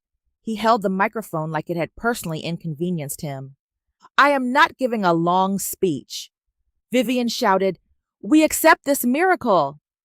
Malcolm pointed gently in her direction without looking. Aunt Vivian, the room laughed. He looked at Marguerite. My mother has always been the strongest person I know, but I think sometimes people call women strong, so they do not have to ask whether they are tired. The laughter faded. Marguerite looked down. Malcolm's voice remained steady. My mother was tired. She did not always say it, but she was. And after my parents' marriage ended, I thought peace was enough for her. I wanted her safe. I wanted her home. I wanted her where I could reach her. He swallowed. Then she met Itoshi. A few chuckles moved through the room. I was suspicious, Vivian muttered. Understatement. Malcolm ignored her, though his mouth twitched. I did not care about money, position, headlines, or how many companies he had. I cared whether he saw my mother as a whole person. He turned toward Itoshi. And he does. Itoshi's face grew solemn. Malcolm continued. He listens to her. He respects her no. He respects her yes. He knows she laughs before the joke arrives. He knows the garden matters. He knows she is not leaving us. He knows he is joining something. Malcolm looked at his mother again. So, Ma, I am not giving you away. I am not losing you. I am standing here saying I see you too. Marguerite covered her mouth. Malcolm's voice thickened. I should have said that sooner. He lifted his glass. To my mother, the woman, the bride, the main event. For a moment the room did not move. Then applause rose, deep and emotional. Marguerite stood and went to her son. He met her halfway. She wrapped her arms around him, and he held her like the boy inside the man had finally learned that his mother's happiness did not take her away. Across the room, Kenji watched. His expression was unreadable for a moment. Then Emmy touched his arm. You should speak. Kenji looked at her. I am not family enough. Emmy's eyes softened. You became family when you learned how to apologize. Kenji looked toward Marguerite, then stood. The room quieted again as he approached the microphone. Kenji Nakamura did not look like a man who enjoyed public confession. That made everyone listen harder. He bowed first to Marguerite, then to her children, then to the room. I am Kenji Nakamura, he said, Itoshi's son. He paused. When I first learned of Mrs. Sidney, I saw her as disruption. Marguerite watched him carefully. I told myself I was protecting my father, protecting my mother's legacy, protecting our company. But fear is very skilled at dressing itself as responsibility. Vivian whispered, Kenji continued, I failed to see that Mrs. Sidney had already been harmed before I ever met her. I failed to understand that my family's grief did not give us permission to treat her dignity as negotiable. Emmy's eyes filled. Kenji looked at Marguerite. You showed my family grace we had not earned. You returned when my father fell. You stood in the boardroom when your name had been used as a weapon. And today, you honored my mother's memory without ever asking to take her place. His voice tightened. For that, I thank you. Marguerite's expression softened. Kenji turned to his father. Father, I once believed your love for Mrs. Sidney made you weaker. I was wrong. Itoshi's eyes shone. Kenji lifted his glass. Today, I see it has made our family more honest. The applause was quieter than before, not because it meant less, because it carried weight. Emmy stood next. She did not go to the microphone immediately. She went first to Marguerite. The room watched as Emmy bowed deeply. Marguerite stood quickly. "Oh, Emmy!"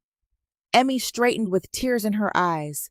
"My father smiled at you in a way I had not seen since my mother died," she said, voice trembling. "At first, I hated you for it." The room went very still. Emmy continued. "But I think what I hated was realizing that he was still alive. And if he was still alive, then our family had to learn how to live too." Marguerite's eyes filled. Emmy looked down. "You did not take my mother's place. You made room for her memory in your joy. That is something I will never forget." Marguerite took Emmy's hands. "Your mother's love helped shape the man I married," she said softly. "How could I dishonor that?" Emmy broke. Marguerite pulled her into her arms. The room dissolved. Kenji looked away. Itoshi lowered his head. Aisha cried into Denise's shoulder. Vivian whispered, "This wedding is trying to kill me." Then, naturally, Vivian took the microphone, without being invited. No one was surprised.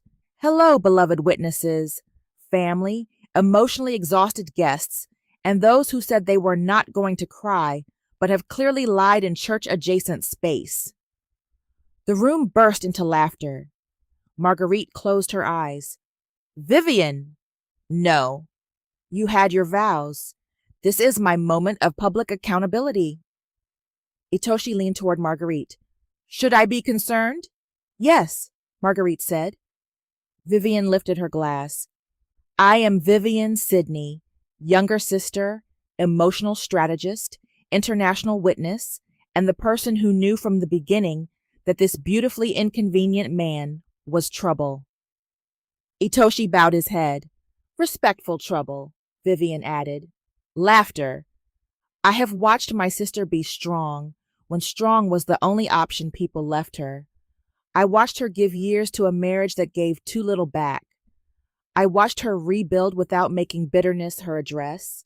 I watched her become peace, garden, prayer, grandmother, nurse, sister, mother, and friend." Vivian's voice softened. "And then I watched a man look at her in Osaka like the world had been underestimating her, and he was personally offended." The room laughed and cried at once. "I knew then." Marguerite shook her head, smiling through tears.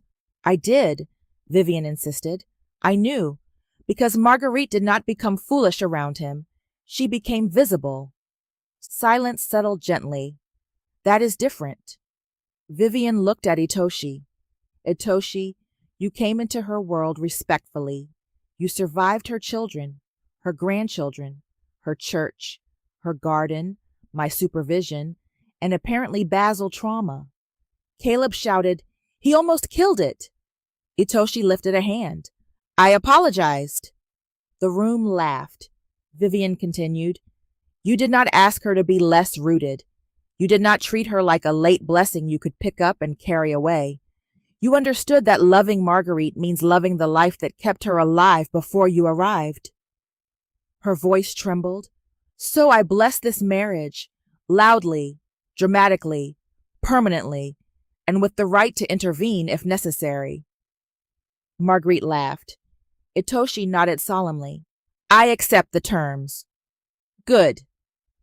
Vivian lifted her glass higher.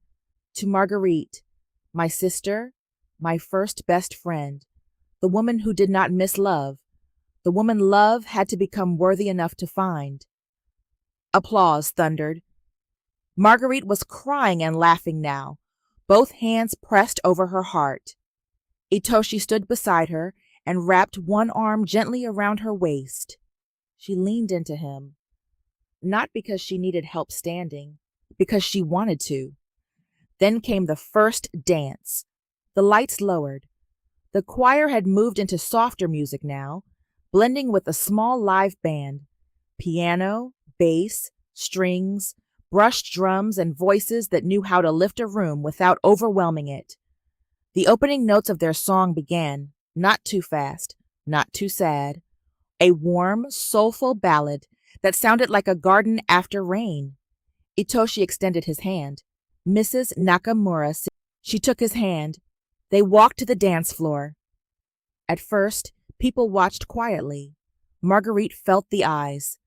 There had been a time when eyes on her body would have made her shrink. A time when she would have remembered her age, her arms, her shape, her lines, the softness time had placed on her, the scar history had left in her confidence. But Itoshi looked at her as though the room existed only to witness what he already knew. He placed one hand at her waist. She placed hers on his shoulder.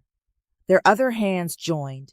They began to move, slowly, not with young showiness, not with choreographed performance, with the intimacy of people who had finally stopped running from the fact that being held could be holy. Marguerite's dress moved softly around her. Itoshi guided without controlling. She followed without disappearing. It was a dance, but it was also their marriage spoken in movement. The room understood. Denise watched her mother and saw not a woman being swept away, but a woman choosing every step. Aisha watched and cried because her mother looked loved in a way that did not ask her to become young to deserve it. Malcolm watched and finally relaxed his shoulders. Vivian watched with both hands clasped, tears shining beneath triumph. Kenji watched his father smile openly. Not the controlled smile of a chairman. Not the polite smile of a man trained by grief. A real smile. Emmy watched and whispered, "He looks happy." Kenji nodded. "Yes. And you are okay?" Kenji's eyes remained on his father. "I am learning that being okay is not always the correct goal." Emmy looked at him. He swallowed. "Sometimes gratitude is—" On the dance floor, Itoshi leaned closer. "You are laughing." "I am trying not to step on you." "You are succeeding." "You sound surprised." "Only relieved." She laughed again. The sound floated over the music. People smiled when they heard it. That laugh had become famous in the wrong way once. A stolen train photograph. Cruel headlines. People calling it suspicious, desperate, embarrassing. Now it belonged to her again. Publicly. Joyfully. Unapologetically. When the song ended, Itoshi kissed her forehead. The room applauded. Then Pastor Mitchell called for the family dance. That was when the reception fully lost control. Beautifully, the grandchildren joined first. Zuri danced with Itoshi and demanded he spin her with respect. He asked what level of spin was appropriate. She demonstrated. He followed. Caleb danced beside Marguerite with complete seriousness until the beat changed, then revealed dance moves no adult had authorized. Miles attempted to count rhythm and failed adorably. Nia held Marguerite's hand and cried again. Eli asked if married grandmas danced differently. Marguerite said, "Better." Jade filmed everything now because even she admitted this needed preservation. The church women joined next. Sister Elaine pulled Vivian onto the dance floor. Vivian came alive like music had been invented for her personally. "Move aside," she announced. "I have decades of rhythm and unresolved energy." The room cheered. Vivian danced with such flair that half the guests stopped to watch. Marguerite laughed until she cried. "Why is she like this?" Itoshi asked. "Because God is creative." Vivian heard that somehow. "I heard that." "I meant it lovingly," Marguerite called. "As you should." Then Brenda grabbed Itoshi's hand. Marguerite's eyes widened. "Itoshi!" He looked at her, alarmed. "I have been taken." Brenda said, "Come on, Chairman, let's see what Japan brought us." The room exploded. Itoshi, to his eternal credit, tried. He did not dance well, but he committed. That was worse and better. His movements were careful, dignified, slightly delayed, and deeply earnest. The grandchildren screamed with delight. Kenji stared in horror. Emmy covered her face, laughing. Hiro, standing near the edge of the room, looked as though witnessing his chairman dance with Brenda from church might require a revised professional framework. Marguerite was gone. She was laughing so hard she had one hand on Denise's shoulder and the other pressed to her stomach. Tears streamed down her face. Itoshi looked at her across the dance floor. He saw her, free, uncontained, unashamed. The sound of her laughter was worth every awkward step. So he kept dancing, badly, bravely, for her. The reception became less formal after that. People moved between tables. Children chased each other carefully enough not to be fully reprimanded. Church women hugged Marguerite and told her she looked radiant, blessed, stunning, dangerous, and like the Lord had prepared a table in the presence of everybody who had an opinion. Japanese relatives and Atlanta church aunties found unexpected common ground in food, family, and emotional observation. Kenji spoke quietly with Malcolm near the drink table. No one knew what they discussed, but at one point Malcolm clapped Kenji on the shoulder, and Kenji looked both honored and physically startled. Emmy danced with Aisha and Denise, laughing when she missed the steps and trying again. Hiro was eventually persuaded by Zuri to taste 3 desserts and rank them. He ranked them too honestly and was corrected. Marguerite moved through it all in her wedding dress, her hand occasionally finding Itoshi's, her laughter ringing again and again. She did not perform joy. She inhabited it. That was what made everyone emotional. Not that she had married a powerful man. Not that the flowers were beautiful. Not that the cake was expensive. Not that her love story had crossed oceans. It was that Marguerite Sidney, after years of being useful, overlooked, quieted, misrepresented, and wounded in ways people had once called ordinary, was now publicly, unmistakably, radiantly happy. She had gotten her joy, not borrowed, not stolen, not hidden, hers. Near the end of the evening, as the sun lowered and golden light spilled through the reception windows, Pastor Mitchell tapped the microphone. "One more moment before we send the couple off." Guests settled. The room quieted. Marguerite looked at Itoshi. "I thought we were finished being emotionally ambushed." "This is your church," he said. "I assume not." Pastor Mitchell smiled. "We have heard from children, siblings, and family, but there is one group that requested a moment." Marguerite turned suspiciously toward the grandchildren. They stood in a line, all 6 of them, holding papers. "Oh, no." Marguerite pressed one hand to her mouth. Itoshi leaned close. "Should we be afraid?" "Yes." Caleb stepped forward first. "We wrote a family statement." Miles whispered, "I edited it." Jade whispered, "Too much." Zuri said, "I added feelings." Nia said, "I added hearts." Eli said, "I drew a train." The room was already laughing. Caleb read, "Dear Grandma and Mr. Itoshi." Zuri hissed, "Grandpa Itoshi." Caleb corrected himself, "Grandpa Itoshi." Itoshi's face changed. Marguerite felt his hand tighten. Caleb continued, "We are happy you got married. Grandma was already happy sometimes, but now she smiles at her phone and laughs at nothing, which is suspicious but good." The room laughed. Miles took over. "We researched Japan and Atlanta distances, and it is very far, but planes exist, so the family can continue." More laughter. Nia read, "Grandma, you looked beautiful today, and not like a princess because princesses are usually young and stressed. You looked like a queen who knows where all the snacks are." Marguerite laughed through tears. Jade stepped forward. "Grandpa Itoshi, welcome to the family. Rules include, do not make Grandma sad, do not overwater the tomatoes, do not let Grandma pretend she is fine when she is not, and always listen when Aunt Vivian says something dramatic, because sometimes she is right." Vivian shouted, "Thank you." Eli lifted his paper. "I drew the wrong train and the right train." He held up a crayon drawing of two trains, one labeled Wrong Train, one labeled Grandma's Happy Train. The room melted. Marguerite could not hold back the tears anymore. Itoshi's eyes shone. Zuri finished. "We love you, Grandma. We love you, Grandpa Itoshi. We are glad our family got wider." There it was, the whole story spoken by children. The room rose to its feet.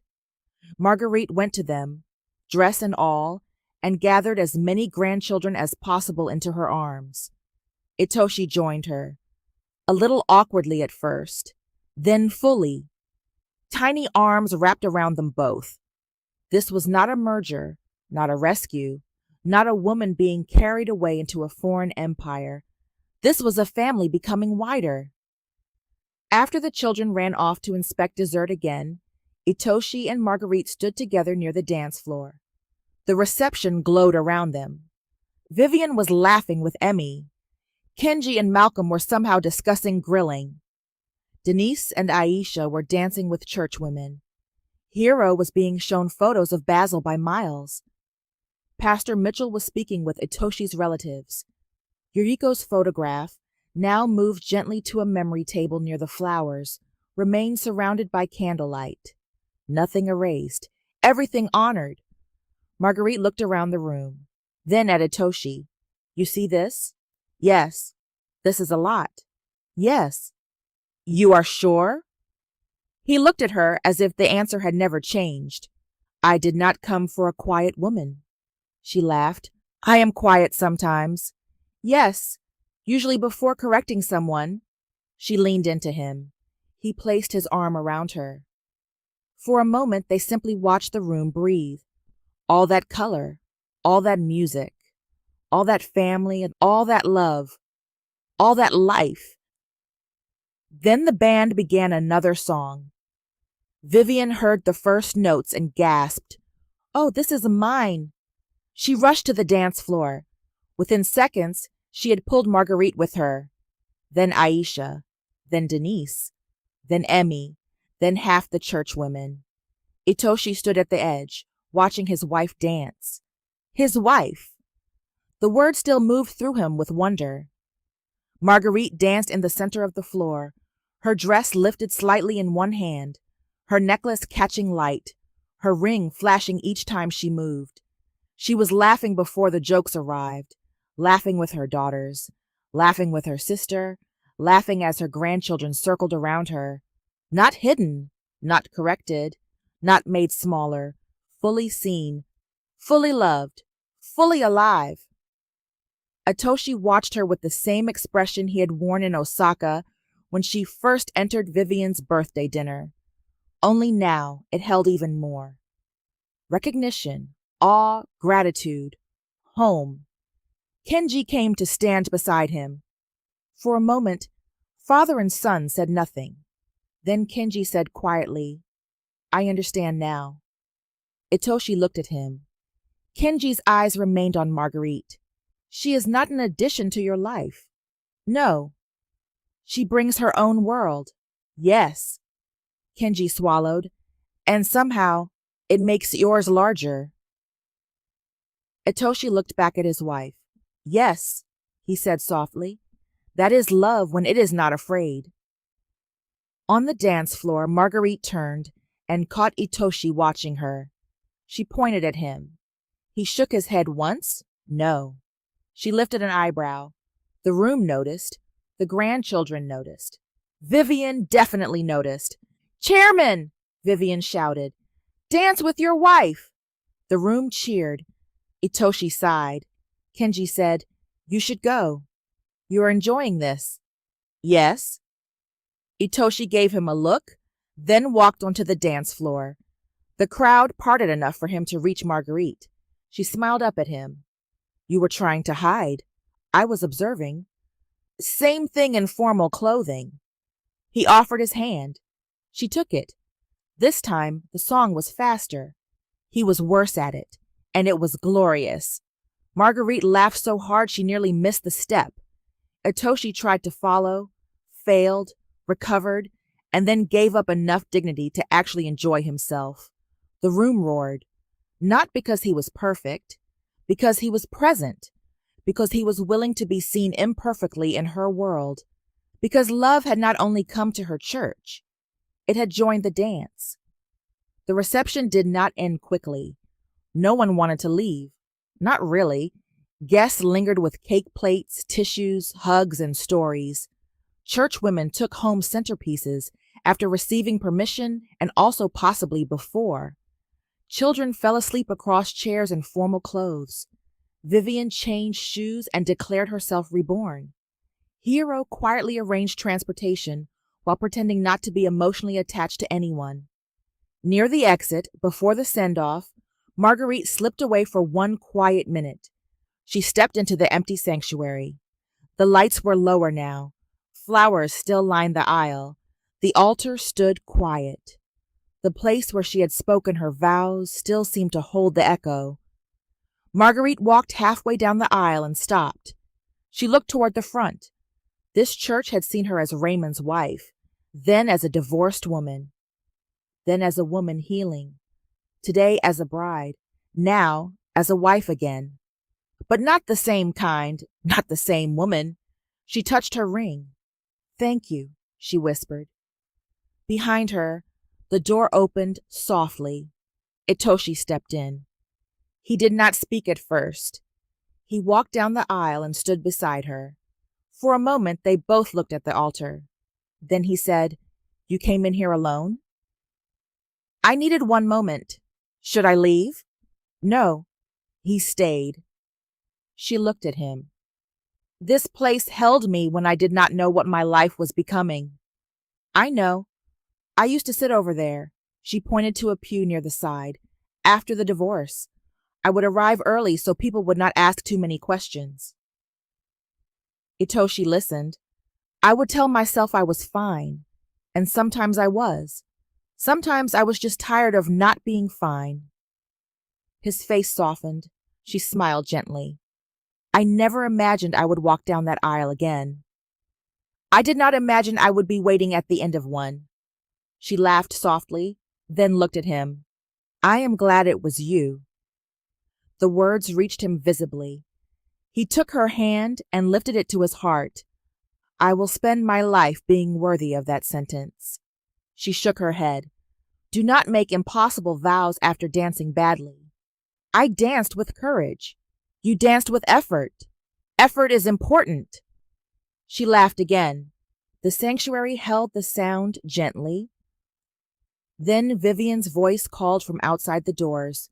"Do not start a private epilogue without telling me. We are doing the send-off." Marguerite closed her eyes. Itoshi whispered, "She is a force. She is family." "Yes." They walked back together. Outside, guests lined the church steps again, this time with sparklers and petals, glowing under the evening sky.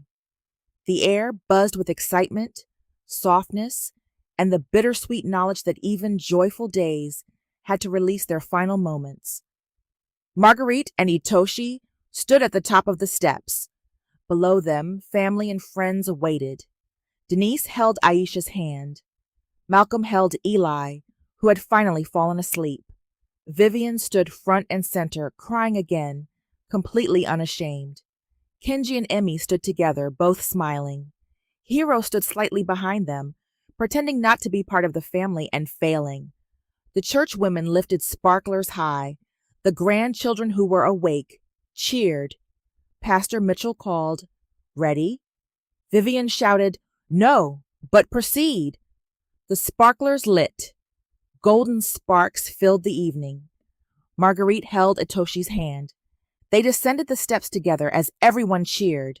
Not politely, not softly, joyfully, triumphantly, as if the whole community understood that this was more than a wedding exit.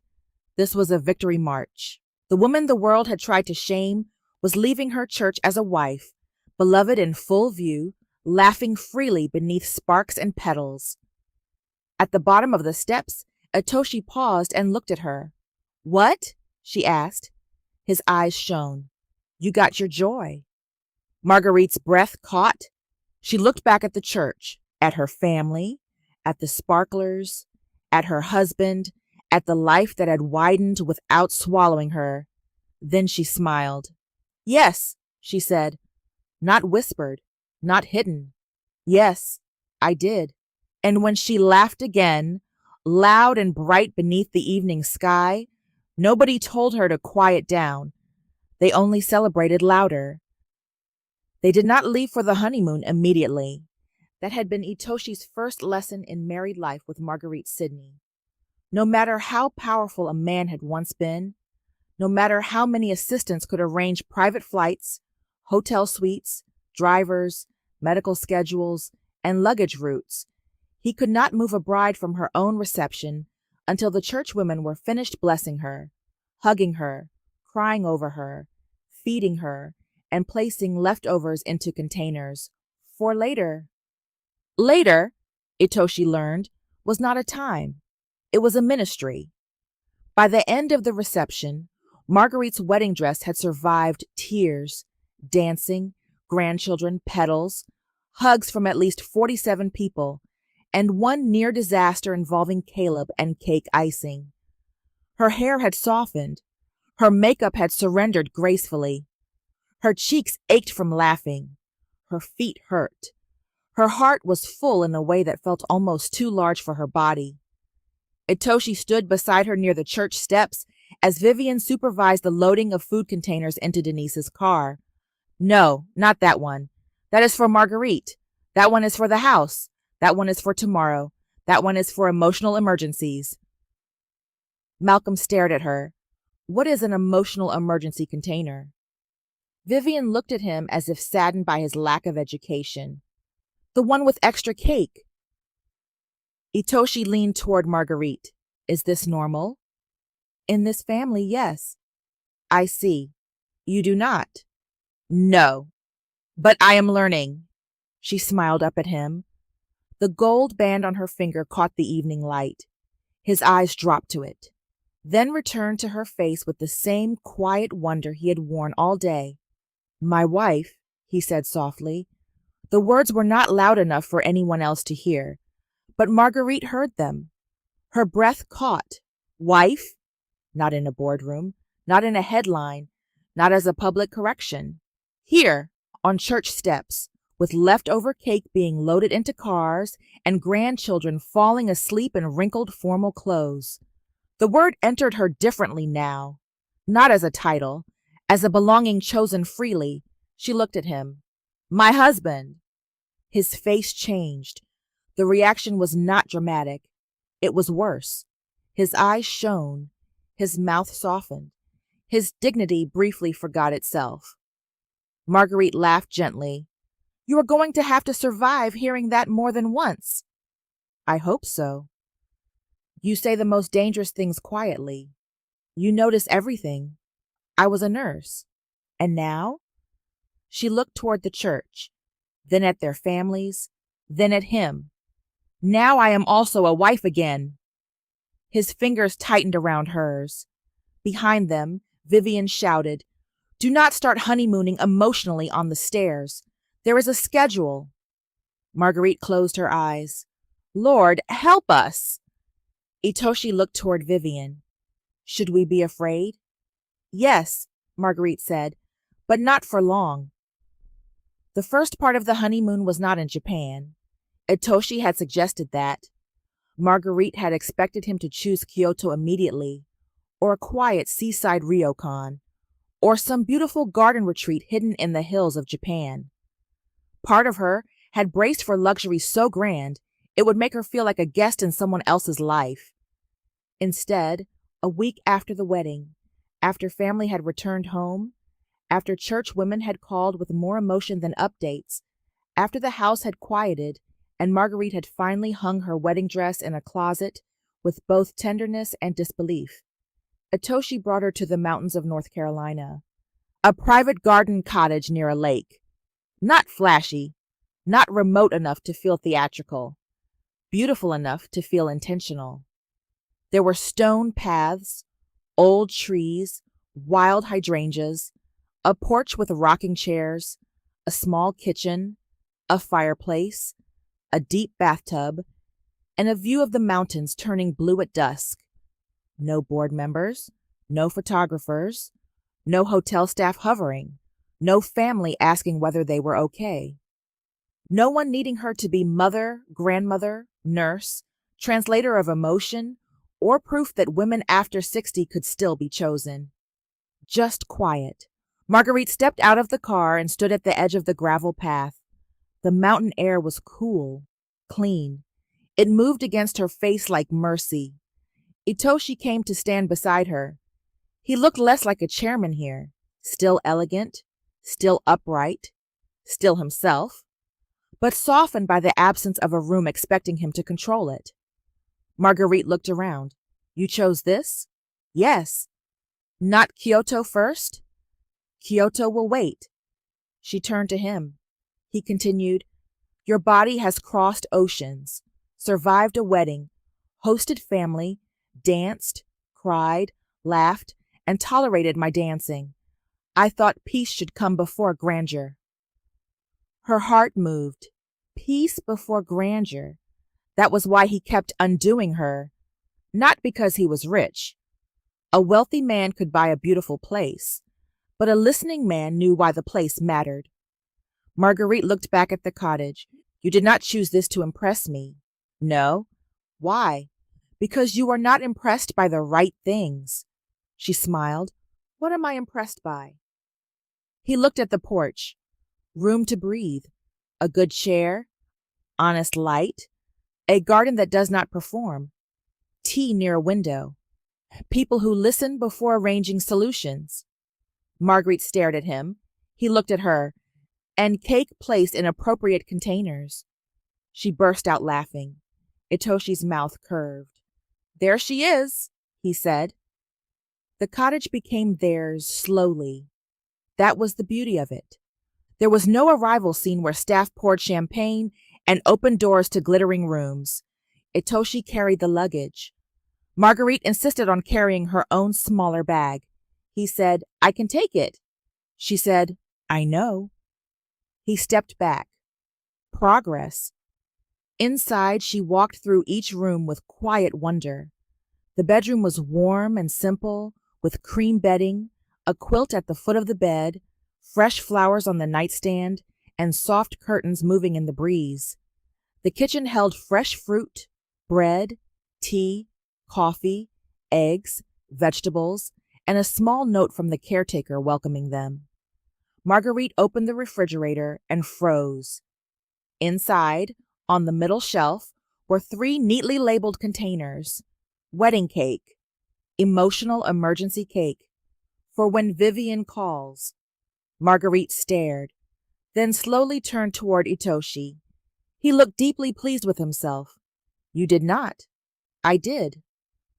You arranged for Vivian's cake containers to be sent here? She advised me strongly. Of course she did. She said honeymoon romance requires preparedness. Marguerite covered her mouth, laughing. She is impossible. She is thorough. That is not the same thing. No. Marguerite laughed harder. The cottage received the sound gently. No scandal, no witnesses, no one turning joy into content. Just her laugh in a quiet kitchen, and her husband watching it, as if it were the first song of the honeymoon. For the first 2 days, they did almost nothing. That was the miracle. Nothing had structure. Nothing needed to be answered. No statement, no schedule, no event, no family meeting, no emergency board vote, no news alert, no airline confirmation made in fear. They slept late. They drank tea on the porch. They walked slowly along the lake path. Itoshi took his medication when the alarm sounded because Marguerite looked at him once and he had learned. They cooked breakfast together. Badly at first, not because either was incompetent, because they were newly married and kept getting distracted by the fact that they were newly married. On their second night, Marguerite stood just inside the bedroom doorway in a beautiful dress. The dress seemed to glow differently in the lamplight. Softer, more intimate, less like a dress for the world to witness, more like a final threshold. Itoshi stood a few feet away, black trousers, and a white shirt with sleeves rolled up. His hair, usually so precise, had surrendered in a few silver-edged strands near his temple. The day had left him humbled and quietly undone. He looked at her, not as the chairman who had once controlled boardrooms, not as the man who had faced scandal and collapse, not even as the groom standing at the altar, as her husband. And still, even now, he did not move toward her without asking. That was what reached her first, the restraint, the respect, the waiting. So many years of her life had been shaped by men assuming access, assuming silence meant consent, assuming marriage meant a woman's body became familiar territory, assuming age made desire unnecessary, or worse, ridiculous. Itoshi assumed nothing. He stood before her with longing in his eyes and patience in his hands. Marguerite's throat tightened. "You are very quiet," she said. His mouth softened. "So are you. That is rare." "I know." A small laugh escaped her. It broke some of the tension, but not the tenderness. Itoshi looked at her carefully. "Are you tired?" "Yes." "Too tired?" The question was gentle, precise. Not disappointed, not demanding, just open. Marguerite looked away for a moment. The rain moved softly against the window. She thought of all the versions of herself who had stood in bedrooms before this one. The young bride she had once been, hopeful and untested. The wife who learned to read moods before speaking. The mother who changed clothes quickly because a child needed her. The nurse who came home with sore feet and still folded laundry. The woman who undressed alone after realizing Raymond no longer looked up. The divorced woman who bought soft nightgowns for herself and then left them untouched because tenderness had begun to feel impractical. The grandmother who learned to love her body for carrying life, labor, children, and survival, but not always for being desired. Then she thought of Osaka, of Itoshi looking at her across Vivian's birthday dinner, as though nothing about her needed apology, of his hand opened beside hers in the car, of the letter, of the hospital, of the station, of the altar, of his vow. "I will not ask you to become a smaller woman so I can feel like a greater man." She turned back to him. "No," she said softly, "not too tired." His breath shifted. He still did not move. Marguerite smiled faintly. "You may come here." Only then did he cross the room, slowly, not like a man claiming what was his, like a man approaching something holy enough to change him. When he reached her, he stopped close, but not touching. His eyes searched her face. "Marguerite." Her name and his voice had changed after the vows. Not ownership, covenant. She lifted her hand and touched his cheek. "You looked frightened at the altar." "I was." "Why?" "Because you were walking toward me." "That frightened you?" "Yes." She smiled. "You have faced hostile boards. They were easier." "Me in lace was harder than corporate war?" "Much." Her laugh trembled, then her eyes filled. Itoshi saw the change immediately. "What is it?"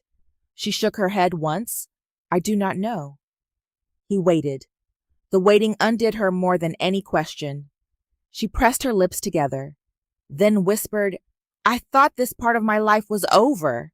His face changed. Not with pity, never pity. With reverence. She looked down. "I did not think I would stand in a room like this again, not in a wedding dress, not with a man waiting for me like I am precious." "You are precious." The answer came too quickly for her defenses to prepare. Her eyes closed. "Itoshi, you are. I know that here." She touched her chest lightly. "I am trying to know it here." She touched her own body with an embarrassed little laugh. "Everywhere else." His eyes softened. He did not rush to soothe her with easy words. He understood that some wounds were not healed by being contradicted too fast. You do not have to hurry, he said. I know. We have time. She opened her eyes. At our age, people keep saying that like it is not true. It is true enough for tonight. The words entered her gently. True enough for tonight. That was what she needed. Not forever solved. Not every insecurity vanished. Not every old touch overwritten in one dramatic moment. Just tonight. A quiet room. Rain. A husband who would wait. A wife learning not to apologize for being wanted. Marguerite reached up and began unbuttoning his shirt. Her fingers trembled slightly. He looked down at them. Your hands? They are fine. They are trembling. I know. From fear? She considered. Some. He nodded. And? She looked at him. And because I want to. His eyes darkened softly, not with hunger alone, with gratitude, the kind that made desire feel safe instead of consuming. Then she looked at his shirt buttons and laughed under her breath. What? This is suddenly very real. Yes. Do you know how long it has been since Very Real was invited? His expression softened. No. She looked at him. Long enough for me to be nervous. He covered her hands gently with his. Then we will go slowly. The tenderness in the sentence broke something open, not painfully, like a clasp finally giving way. Marguerite breathed in. Slowly, she repeated. Yes. He lifted her hands and kissed each one. Palm, knuckles, fingertips, not performing romance. Honoring the hands that had held so much. These hands, he said quietly. She watched him. They saved lives, raised children, wrote the letter that kept a foundation alive, planted the garden that protected you, held my hand when I woke in the hospital. His lips brushed her wedding ring. They brought you to me. Marguerite's eyes filled. My hands look old. His gaze lifted to hers. They look faithful. The sentence found her. Deeply. She could not answer. He did not need her to. His fingers moved to the necklace at her throat, the small cross with the pearl her children had given her. He did not remove it. He touched it gently. They gave you this? Yes. So you would carry them? Yes. Keep it on tonight if you want. Her breath caught. A lesser man might have wanted symbols of her other life removed. Itoshi honored even the necklace as part of her. Marguerite touched his hand. You really do not want to steal me from anything. No. And yet you want me. His eyes held hers. With everything in me. There it was. Clear, mature, unashamed. Desire not pretending to be only companionship. Reverence not pretending the body did not matter. Marguerite felt the truth of it move through her. Not like youthful panic. Not like performance, but like warmth returning to a room long kept closed. She stepped closer. This time, her body chose before fear could ask for a meeting. Itoshi's hands came carefully to her waist, not gripping, resting, waiting for her to settle into the touch. She did. Slowly. Her breath trembled once, then eased. He noticed. Of course he noticed. Still all right? Yes. Tell me if that changes. I will. I mean it. I know you do. She looked up at him. That is why I can stay. The words struck him visibly. He leaned his forehead gently against hers. For a moment, they stood like that. Wife and husband, older than most love songs knew what to do with, wiser than fairy tales, more fragile than they looked, more alive than they had expected. Outside, the rain softened. Inside, the room held still. Then Marguerite whispered, "The shirt has too many buttons." Itoshi's mouth curved against hers. An obstacle. A serious one. May I? She turned slowly, giving him her back. The gesture was small. It was also enormous. His hands lifted, touching her back. May I? He asked again. Her throat tightened. Yes. He began carefully, focused, soft, almost reverent. He was not undressing a fantasy. He was helping his wife step out of the armor and glory of the day. That difference mattered. Halfway through, her eyes filled. He stopped immediately. Marguerite? She laughed weakly and wiped one tear. I am all right. Are you sure? Yes. He waited anyway. That nearly made her cry harder. It is just, she looked at him. I spent so many years thinking my body was something time had taken from me. His eyes softened with pain. She continued. Not because it failed me. It carried me. It worked.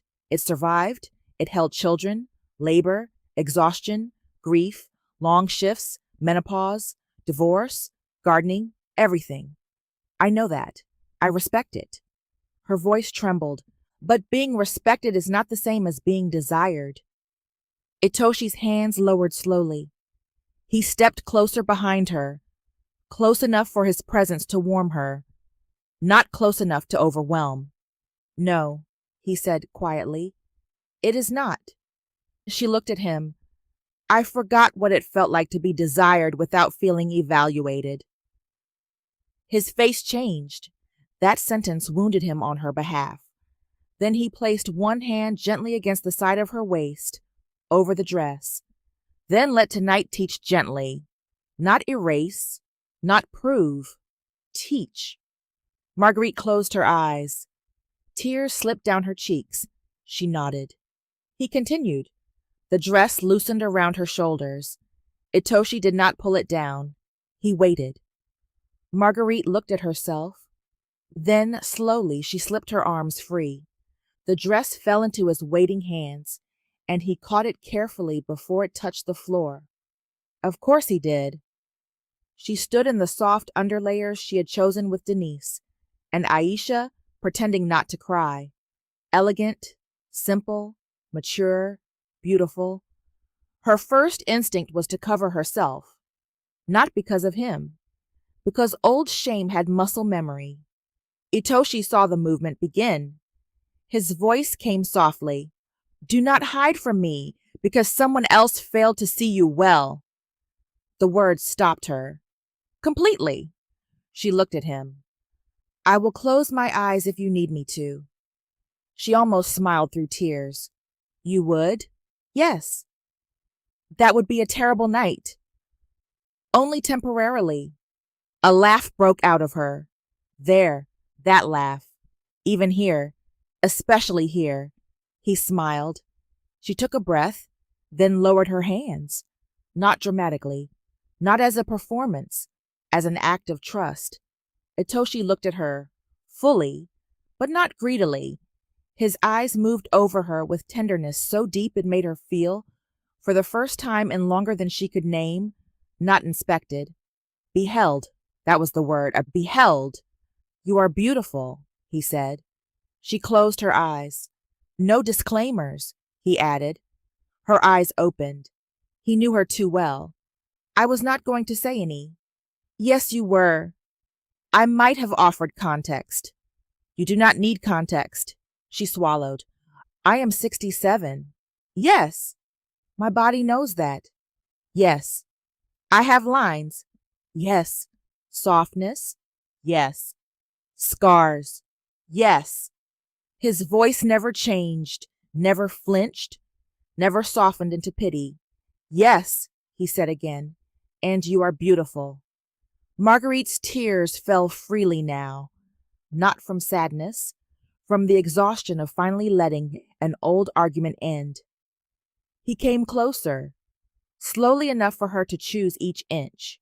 When he reached her, he lifted his hand to her face. May I kiss you? She smiled through tears. We are married. Yes. And still you ask? Especially now. That answer would have been enough to marry him again. She lifted her face. Yes. He kissed her gently at first. Soft, patient, A kiss that did not demand she become young, fearless, perfect, already faster than her heart could move. Then she leaned closer. Her hands found his chest. His heartbeat moved beneath her palm, steady, alive, hers to hear. The kiss deepened, not into urgency, but into arrival. The body catching up to the vow, the heart saying to the hands, yes, this is safe. He broke the kiss first, not because he wanted to, because he was still listening. Marguerite opened her eyes. Do not become too noble, she whispered. His breath caught. Then he laughed softly, deeply. I am trying very hard. I can tell. You make restraint difficult. Good. His eyes warmed. There she was. Not fragile, not embarrassed, not apologizing, wanting. Aloud. He lifted her hand and placed it over his heart again. Feel this. Yes. It has been behaving today because you threatened it. I did. But now it is not only behaving. No. No. His voice lowered. It is grateful. Her face softened. For what? For surviving long enough to love you. The sentence moved through her slowly. It reached every old room. The ones Raymond had left cold. The ones loneliness had locked. The ones fear had guarded. The ones hope had waited outside of. Marguerite placed her hand on his cheek. I am grateful too. He kissed her palm, then her wrist, then stopped. Always stopping before the moment ran ahead of her. She took his hand this time and led him toward the edge of the bed. That was her answer. Not spoken, chosen. He understood. The room grew softer around them. The lamps glowed low. The rain blurred the windows. Somewhere beyond the trees, the night deepened, private and merciful. They sat together on the bed, not rushing past the strangeness. There was awkwardness. Of course there was. They were not teenagers. They were not untouched people with no history in their bodies. They were a 67-year-old woman and a 65-year-old man who had lived full lives, lost things, survived things, buried things, raised children, carried grief, and still somehow arrived here with trembling hands and open hearts. Itoshi struggled with the buttons of his shirt, and Marguerite started laughing. He looked at her. What? You defeated Sagawa, but are losing to a button. It is poorly designed. It is a button. It lacks respect. She laughed harder. The tension broke. Beautifully. He smiled, then held out his wrist. Assist me? She unfastened the button. His skin was warm beneath her fingers. She saw age there too. Not weakness. History. The faint lines on his hands, the traces of time at his throat, the small scar near his wrist, the body of a man who had been dignified for too long and was learning, with her, how to be touched without performance. She looked at him. You are beautiful too. He went still. That surprised her. Itoshi? His gaze lowered. I am not used to being called that. You? No. People must have told you. People have admired many things. My success, discipline, appearance perhaps in passing, but beautiful? He looked at her. No. Marguerite's heart softened. There it was. His own room. His own ache. She touched the side of his face. You are beautiful when you stop holding the world away. His eyes closed. One breath. Two. Then he leaned into her hand. The gesture was so quiet and so complete that Marguerite almost broke again. This was the first night, too. Not only hers, his. A widower who had loved once, grieved deeply, and never expected to stand here again. A man whose body had collapsed before it admitted exhaustion. A father whose children had needed him strong. A chairman whose world rewarded control. now sitting before his wife, letting himself be called beautiful. The intimacy of that nearly eclipsed everything physical. Marguerite leaned forward and kissed him. This time, he did not ask if she was sure because she had answered with her whole body. His arms came around her, still careful, but no longer distant. She felt desired, not evaluated, not tolerated, desired. And the realization moved through her like light. Her body was not past love. Her skin was not past tenderness. Her age was not a locked door. Her softness was not apology. Her scars were not disqualifications.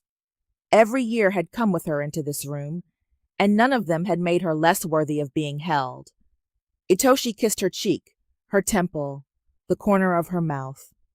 Her jaw, not hurried, not claiming territory, learning her, honoring her. She closed her eyes and let herself be touched without bracing for disappointment.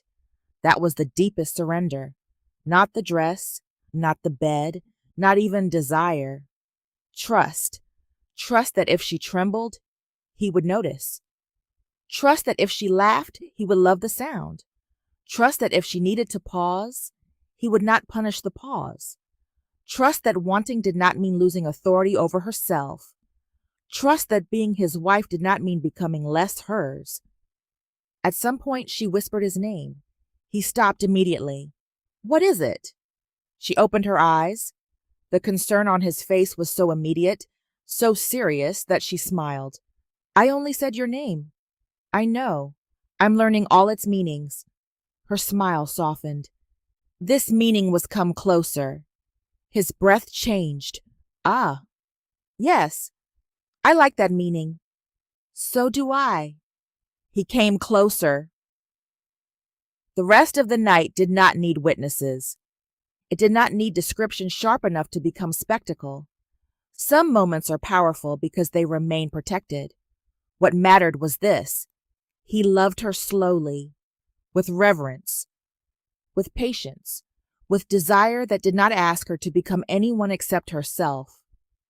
And she let herself be loved, not as a memory corrected, not as a wound treated, not as a woman grateful to still be wanted, as a wife, as a woman, as Marguerite. The night became a language spoken softly in touch, laughter, breath, pauses, and whispered truth. At one point, she cried. He stopped, frightened. She took his face in both hands. "No," she whispered. "Do not stop because of that. You are crying." "I know. Did I hurt you?" "No." "Then why?" She smiled through tears. "Because you didn't." The words broke him. He understood. Not all of it. No man could fully understand what years of being untouched in the soul did to a woman's body. But he understood enough to bow his head against her shoulder, enough to hold her with even greater tenderness, enough to whisper, "I am sorry for every moment that taught you to expect less." She closed her eyes. "I am not there anymore. No, I am here. Yes, with you, with me. My husband." He lifted his head. The word reached him again. Her husband. He kissed her as if the word itself had given him a new country to belong to. The next morning, Itoshi burned toast while watching Marguerite tie her robe. Marguerite turned at the smell. "Itoshi!" He looked toward the toaster. "Ah, were you supervising the bread or me?" His face remained dignified. The bread became less interesting. She tried not to smile, failed. Flirtation does not reverse burning. "No." "Open the window." "Yes, wife." The word almost took her knees. He noticed. Of course he noticed. He set the burned toast aside and came toward her slowly. "Too much?" She shook her head. "No." "Too soon?" "No." "Then what?" She looked up at him. "I spent years being called wife by a man who had stopped seeing me. I did not know the word could feel this different." His face changed, not with jealousy, not with anger, with grief on her behalf. Then he took her hand and kissed her wedding ring. I will spend the rest of my life making sure it does. She looked down at him. The morning sun touched his silver hair. The kitchen smelled faintly of burned toast. Nothing about the moment was perfect. That made it perfect. On the fourth evening, rain came. Not violent rain. Soft mountain rain, the kind that tapped against the roof and made the world feel wrapped. Marguerite sat on the porch in a thick sweater, watching mist gather over the lake. Itoshi sat beside her, one hand around a mug of tea, the other resting open on the arm of his chair. She placed her hand in his without thinking. He closed his fingers gently. For a long while, they listened to rain. Then Itoshi said, "This is what I wanted." Marguerite turned her head. The rain? No. The porch? No. The tea? Partly. She smiled. What then? He looked out at the lake. Unwatched time. The words settled between them. Unwatched. That was exactly what this was. No one studying the age difference. No one dissecting her race, his wealth, her divorce, his grief. No one asking whether she belonged. No one suggesting he had been manipulated. No one calling her a scandal. No one turning tenderness into evidence. Just two people married at last, sitting on a porch while rain wrote softly over the lake. Marguerite breathed in. I did not know how tired I was of being interpreted. Itoshi looked at her. By others? Yes. And by yourself? The question was gentle. Too gentle to avoid. She looked down at their hands. Yes. He waited. She sighed. I kept checking myself. Every feeling, every desire, every moment of happiness. Is this loneliness? Is this foolishness? Is this vanity? Is this the wound speaking? Is this too much? Is this too late? Rain filled the silence. I became my own boardroom, she said softly. Itoshi's hand tightened. Marguerite looked at him. Do not look like that. Like what? Like you want to fire everyone in the boardroom of my mind. I do. She laughed, then grew quiet. But I am learning. What? That peace is not the absence of wanting. His eyes stayed on hers. I used to think if I wanted nothing, I could not be disappointed. That if I stayed in my garden, loved my family, served my church, and asked little from life, then I would be safe. And were you? She looked toward the mist over the water. No, I was peaceful sometimes, but not safe. He said nothing. She continued, because safety that requires a woman to stay small is only a prettier kind of fear. Itoshi lifted her hand and kissed her fingers. You are not small. No, not peaceful at the cost of yourself. Not anymore. The rain deepened. He looked at the lake. I also had a boardroom in my mind. Marguerite turned. You? Yes. With excellent furniture, I assume. His mouth curved faintly. Very expensive. She smiled, then let the silence invite him. He spoke slowly. After Yuriko died, I became useful because usefulness was safer than grief. People needed decisions. The company needed stability. My children needed a father who did not fall apart. He looked down. So I did not. Marguerite's face softened. I narrowed myself into responsibility. I called that strength. You were surviving. Yes. Survival has its own dignity. It does. He looked at her. But it is not the same as life. The sentence moved through her. They sat with that truth, not rushing to fix it, not turning it into wisdom too quickly. Then Marguerite leaned her head against his shoulder. He went still for half a breath, then relaxed, as if her weight there had answered a question he had carried for years. I am glad you lived, she whispered. His eyes closed. I am glad you laughed. One morning, They walked through a nearby botanical garden. It was early enough that the paths were mostly empty. The air smelled of wet earth, pine, and flowers waking slowly beneath sunlight. The garden was carefully designed, but not stiff. Gravel paths curved between flowering shrubs, stone benches, water features, and beds of herbs labeled with small wooden signs. Marguerite inspected the plants like a professional judge. Itoshi watched her with amusement. "You have opinions," he said. "Plants require standards." "I thought they required water and light.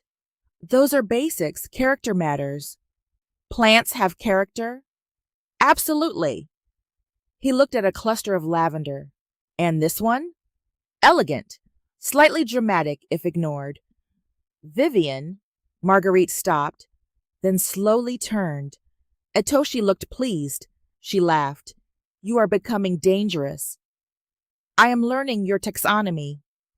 They continued. At a rose garden, Marguerite stopped, not because the roses were unusual, because one particular bloom, ivory with a faint blush at the center, looked almost exactly like the flowers that had lined the aisle at her wedding. She touched the petals gently. Itoshi stood beside her. "Our wedding feels far away already. You miss it?" She considered. "I miss the feeling of everyone being together." "Yes, but not the attention." "No. I miss Vivian crying dramatically." "I do not need to miss that. She sent 7 messages this morning." Marguerite looked at him. "You have been texting Vivian?" She said she was checking whether the honeymoon had adequate emotional structure. Marguerite pressed fingers to her forehead. "That woman." She also asked if I was resting. "She likes you." "I fear so." Marguerite laughed, then grew still. The rose petals were soft beneath her fingertips. "I thought a honeymoon would feel like being taken away from my life," she said. Itoshi listened. "But this feels like my life followed me here. Not in a heavy way, in a rooted way." He nodded. "That is what I hoped." "You keep doing that?" "What?" "Making room." His gaze softened. "I told you I would." "Yes, but people promise beautifully when music is playing. The proof is toast, rain, medicine alarms, and whether they respect a woman's silence at breakfast." Itoshi bowed his head slightly. "I will remember the categories." She looked at him. "You do not have to be perfect." "I know." "No, I mean it. Sometimes I worry you are so careful with me that you will exhaust yourself." He studied her. "And I worry you will pretend not to need care because needing anything feels dangerous." That silenced her. He did not say it harshly. That made it impossible to reject. Marguerite looked away. "I am used to being the one people lean on." "Yes." "And you are used to being the one people obey." "Yes." "We are a pair of beautifully dressed problems." He smiled. "Yes." She laughed. Then he took her hand. "Then we will practice." "Practice what?" "Leaning and listening." She looked at him. "That sounds inconvenient." "Marriage often is, I suspect." "You suspect?" "I am new to this version." She squeezed his hand. "So am I." They spent the final night in the mountain cottage quietly. No grand excursion. No candlelit display prepared by invisible staff. No attempt to make the honeymoon look like a magazine. Marguerite cooked soup. Itoshi cut vegetables slowly because his technique was precise but inefficient, according to Marguerite. He accepted the criticism. Mostly. They ate at the small kitchen table in sweaters and socks, watching rain threaten again beyond the windows. After dinner, he washed dishes. She dried them. The simple domesticity moved her more than she expected. A billionaire chairman washing soup bowls in a mountain cottage while his wife dried spoons with a dish towel should not have felt revolutionary. But it did, because he did not perform humility. He participated. There was a difference. Afterward, they sat by the fireplace. Marguerite curled on one end of the sofa with a blanket over her lap. Itoshi sat beside her, reading the same paragraph of a book 3 times because she was beside him, and concentration had become unreasonable, she noticed. "You are not reading." "I am holding a book. That is not the same thing." "No. Are you tired?" "A little." "Good. Your body is being honest." He closed the book. "Are you happy?" The question was soft. Marguerite looked at the fire. "Yes." "Truly?" She turned to him. "Truly?" His shoulders lowered slightly. She saw it. "You were worried?" "Yes." "About what?" "That the quiet might feel too quiet after everything." She understood. After war, peace could feel strange. A body trained for alarms did not always know what to do with stillness. She reached for his hand. "It feels quiet," she said, "but not empty." He lifted her hand to his lips. "Good." A few days later, they flew to Japan. Not because the honeymoon needed luxury, because their wider life had 2 roots now. Atlanta had welcomed Itoshi. Now Japan would welcome Marguerite as wife.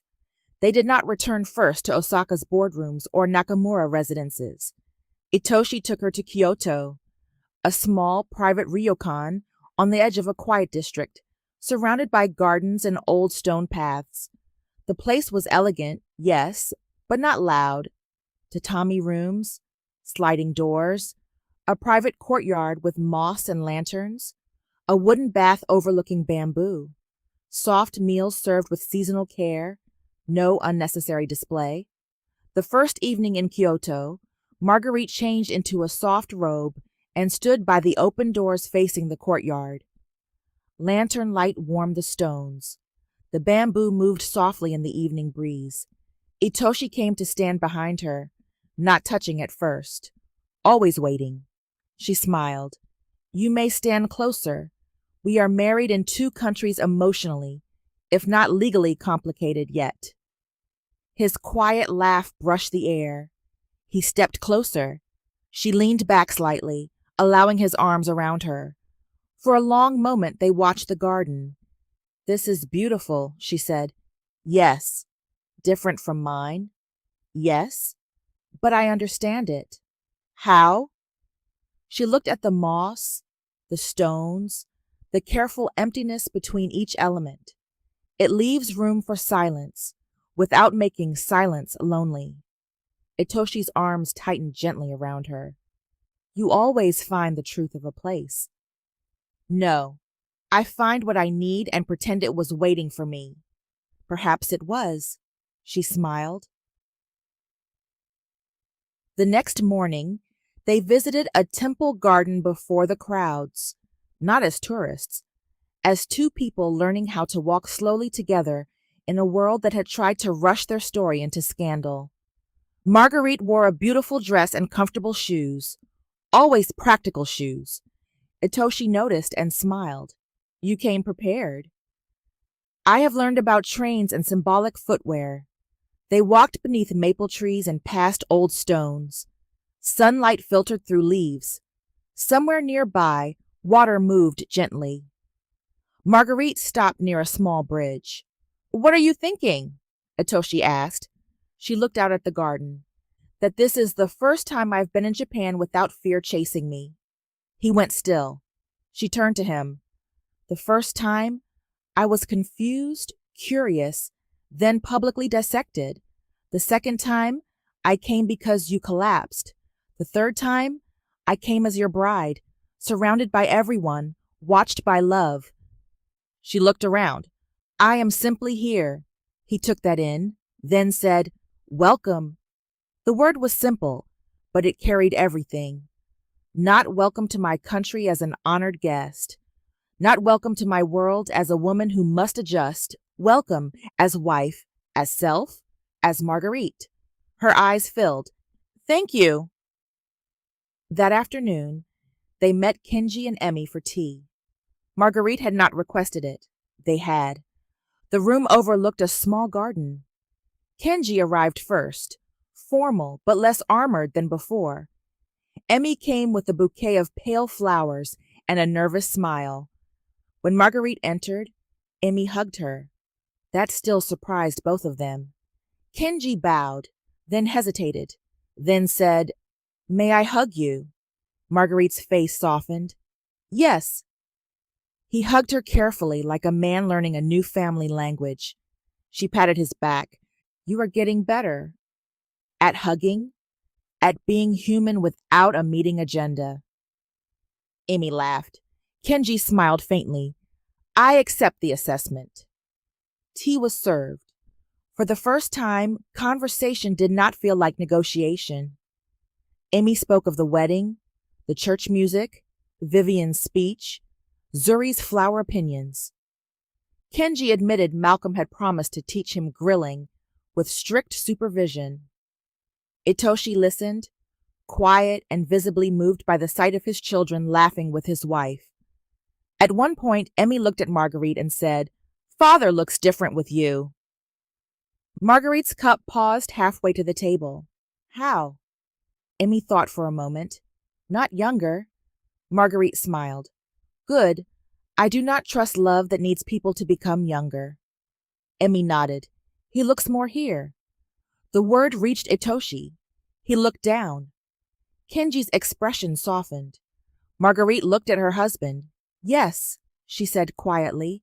"That is how he makes me feel too." Kyoto became rest after war. Not escape. Rest! There was a difference. Escape tried not to remember. Rest allowed memory to sit down without controlling the room. They remembered the train without being trapped by it. They remembered the headlines without becoming ashamed again. They remembered Raymond, the board, Sagawa, the hospital, the flight, the vows, the church, the garden. But in Kyoto, those memories no longer chased them. They became part of the road behind them. One evening, Itoshi took Marguerite to a private garden after closing. Not because he owned it, because Hiro had arranged it through channels so respectful and efficient that Marguerite chose not to ask questions. The garden was lit by lanterns. A small stream moved over stones. The night air carried the scent of moss, wood, and faint blossoms. Marguerite stood beside the water.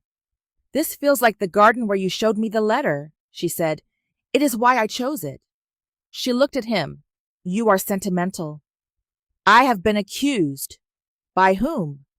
"Hiro." Quietly. She laughed. Then he took an envelope from his jacket.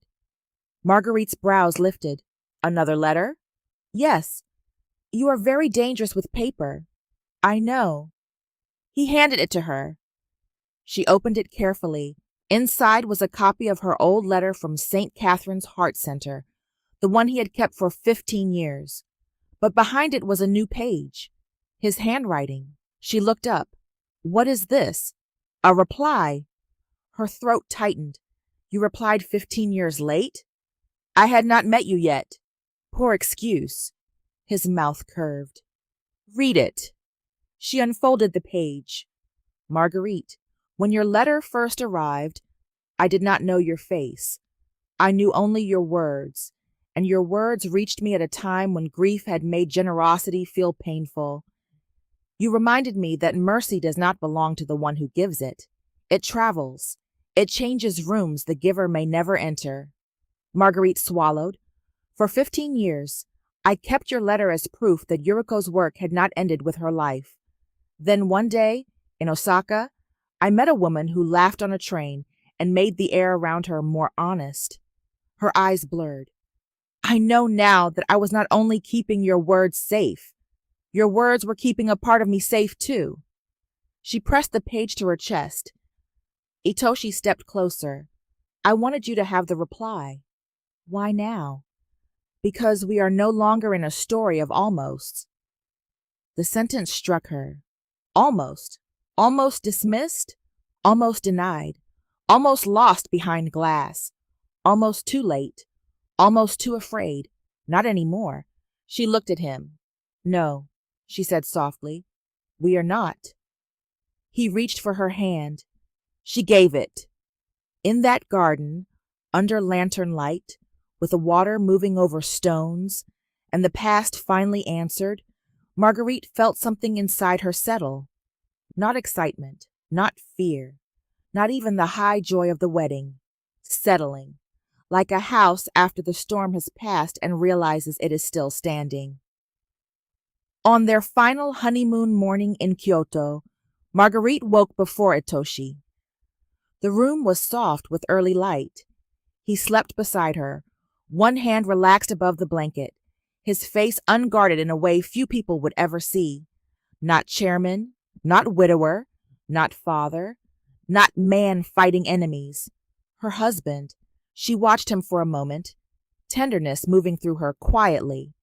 Then she slipped out of bed, wrapped herself in a robe, and stepped into the private courtyard. The air was cool. Dew touched the stones. A bird called from somewhere beyond the bamboo. Marguerite stood there barefoot on the wooden edge of the room, looking at the garden. Her life had become wider. Not easier, not simple, wider. There would be flights, calendars, families, doctors, reporters occasionally waiting to be ignored or corrected, children needing reassurance, grandchildren needing snacks, churchwomen needing details, Vivian needing nothing except the opportunity to be involved, Kenji and Emmy continuing to heal, Yuriko's memory honored, Raymond released, Atlanta and Osaka, her garden and his, their home and homes. The wider life would require work. But work did not frighten Marguerite. She had worked all her life. What frightened her once was wanting. Now wanting stood beside her like a friend. She touched her wedding ring. Hope did not feel foolish anymore. It felt grown, rooted, able to hold both joy and logistics, able to pack medicine and still believe in romance, able to laugh loudly and still rest quietly, able to cross oceans and still come home. Behind her, Itoshi's voice came softly. "You are awake." She turned. He stood in the doorway, robe belted, hair slightly disordered, dignity not yet fully assembled. It was one of her favorite versions of him. "Yes." "Are you cold?" "A little." He came to her immediately, not to solve, to join.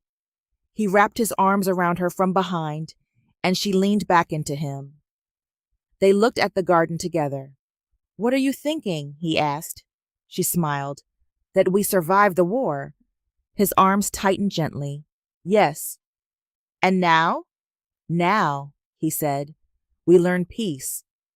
Marguerite closed her eyes. Peace. Not the small peace of wanting nothing. Not the fragile peace of hiding from pain. Not the lonely peace of a quiet house where no one asked too much because no one saw enough. This was different. This peace had crossed through fire and arrived with hands open. This peace smelled like bamboo, mountain rain, tea, wedding flowers, burned toast, and the garden waiting for her back home. This peace had his arms around her and her own name still intact. She turned in his arms and looked at him. Peace will require practice. I am willing. Patience. I will learn. Medicine alarms. I will obey. Gardening corrections. With humility. Vivian. He paused. Marguerite lifted an eyebrow. Itoshi sighed softly. With courage. She laughed. There it was again. Her laugh. Free, bright, unashamed. In a Kyoto courtyard, beneath the soft morning light, with no glass between them, no scandal around them, no family fear pressing at the door, and no boardroom waiting to turn love into weakness. Marguerite Sidney Nakamura. Sidney laughed into the new life she had chosen, and Itoshi looked at her the way he always did, as if the world had finally become honest enough to admit she had been the miracle all along. Late one night, the rain had stopped. The lamps were low. The room was quiet with the kind of quiet that follows not emptiness, but completion.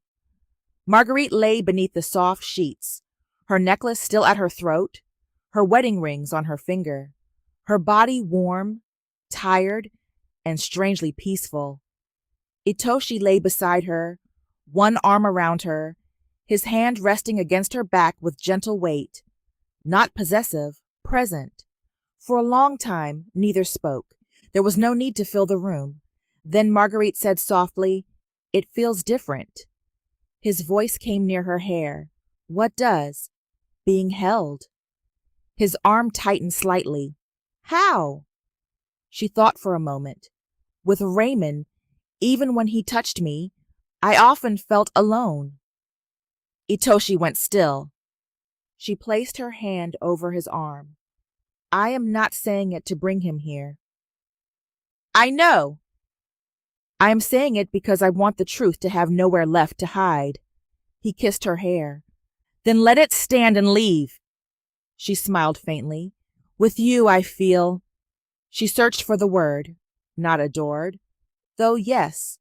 "Not desired." "Though yes." "Not safe." "Though yes." Then she found it. "Met?" His breathing changed. "Met?" "Yes. Like I arrived, and you were actually there." He closed his eyes. The word entered him deeply. "I feel that too," he whispered. She turned in his arms enough to look at him. His face was softer than she had ever seen it. Unarmored, beautiful, hers. "Are you happy?" she asked. "Yes." "Truly?" "Yes." "Are you tired?" "Yes." "Good." His mouth curved.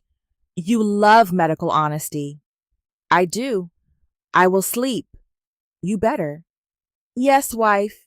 She smiled. There it was again. Wife. This time the word did not touch an old wound. It rested somewhere new, somewhere whole.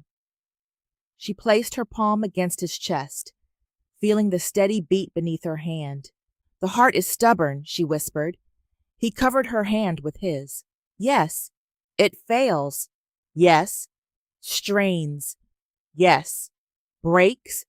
"Yes." "Heals." His eyes held hers. "Yes."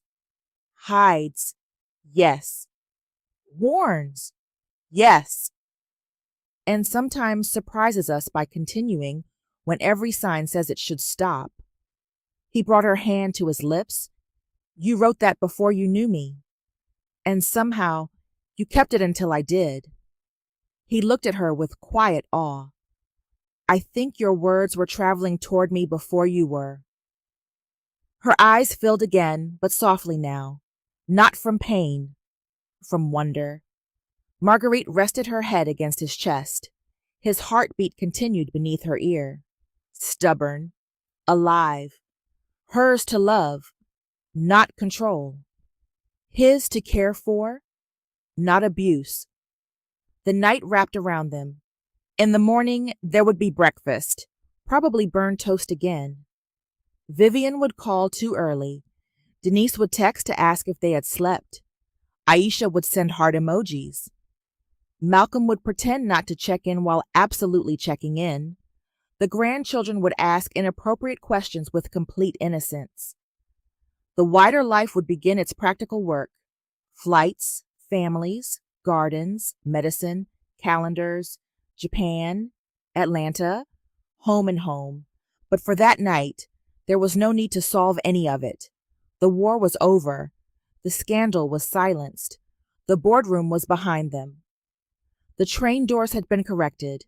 The church had blessed them. The reception had celebrated them. And now, in the quiet after joy, Marguerite Sidney Nakamura lay in her husband's arms and understood something no headline, no ex-husband, no cruel stranger, no old mirror, and no fear could ever take from her again. Her body had not been past love. Her heart had not been too late. Her desire had not been foolish. Her hope had not been childish. She had not been rescued into someone else's life. She had been welcomed, recognized, cherished, and chosen, fully, tenderly, honestly. And as sleep finally came, She laughed once, softly before any joke arrived. Itoshi, half asleep, opened his eyes. "What is it?" She smiled against his chest. "Nothing." He kissed the top of her head. "Good." She closed her eyes.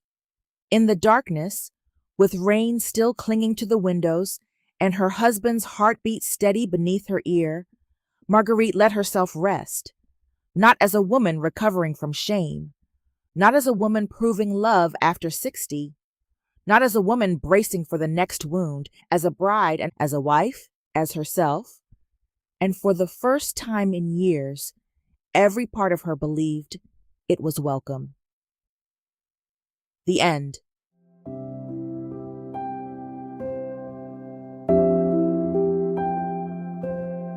I packed my shoes, my quiet prayers, a little hope I swore was not there, a journal full of careful lines, a heart that had survived goodbye. I crossed the sky with no demand, no foolish dreams inside my hands. But somewhere in that Osaka light, you looked at me like I was alive.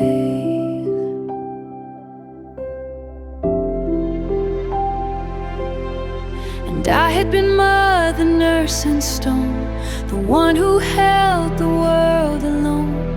But you saw past what time had spent and called me the main event. I was not too late for love, not too old to be chosen, not too broken to become a garden still unfolding. You did not steal me from my life, you made the walls grow wide. For the first time in 11 years, hope felt like the truth inside. They took our laughter from a train, turned my name into their shame, called me a storm, called me a scar, like age could hide a woman's heart. I ran back home to what I knew, but every rose remembered you. Then your letter found my door, and I could not be small anymore. I had been quiet, I had been erased, I had learned to call the silence grace. But you saw the woman I had left, still breathing in my chest. I was not too late for love, not too old to be chosen,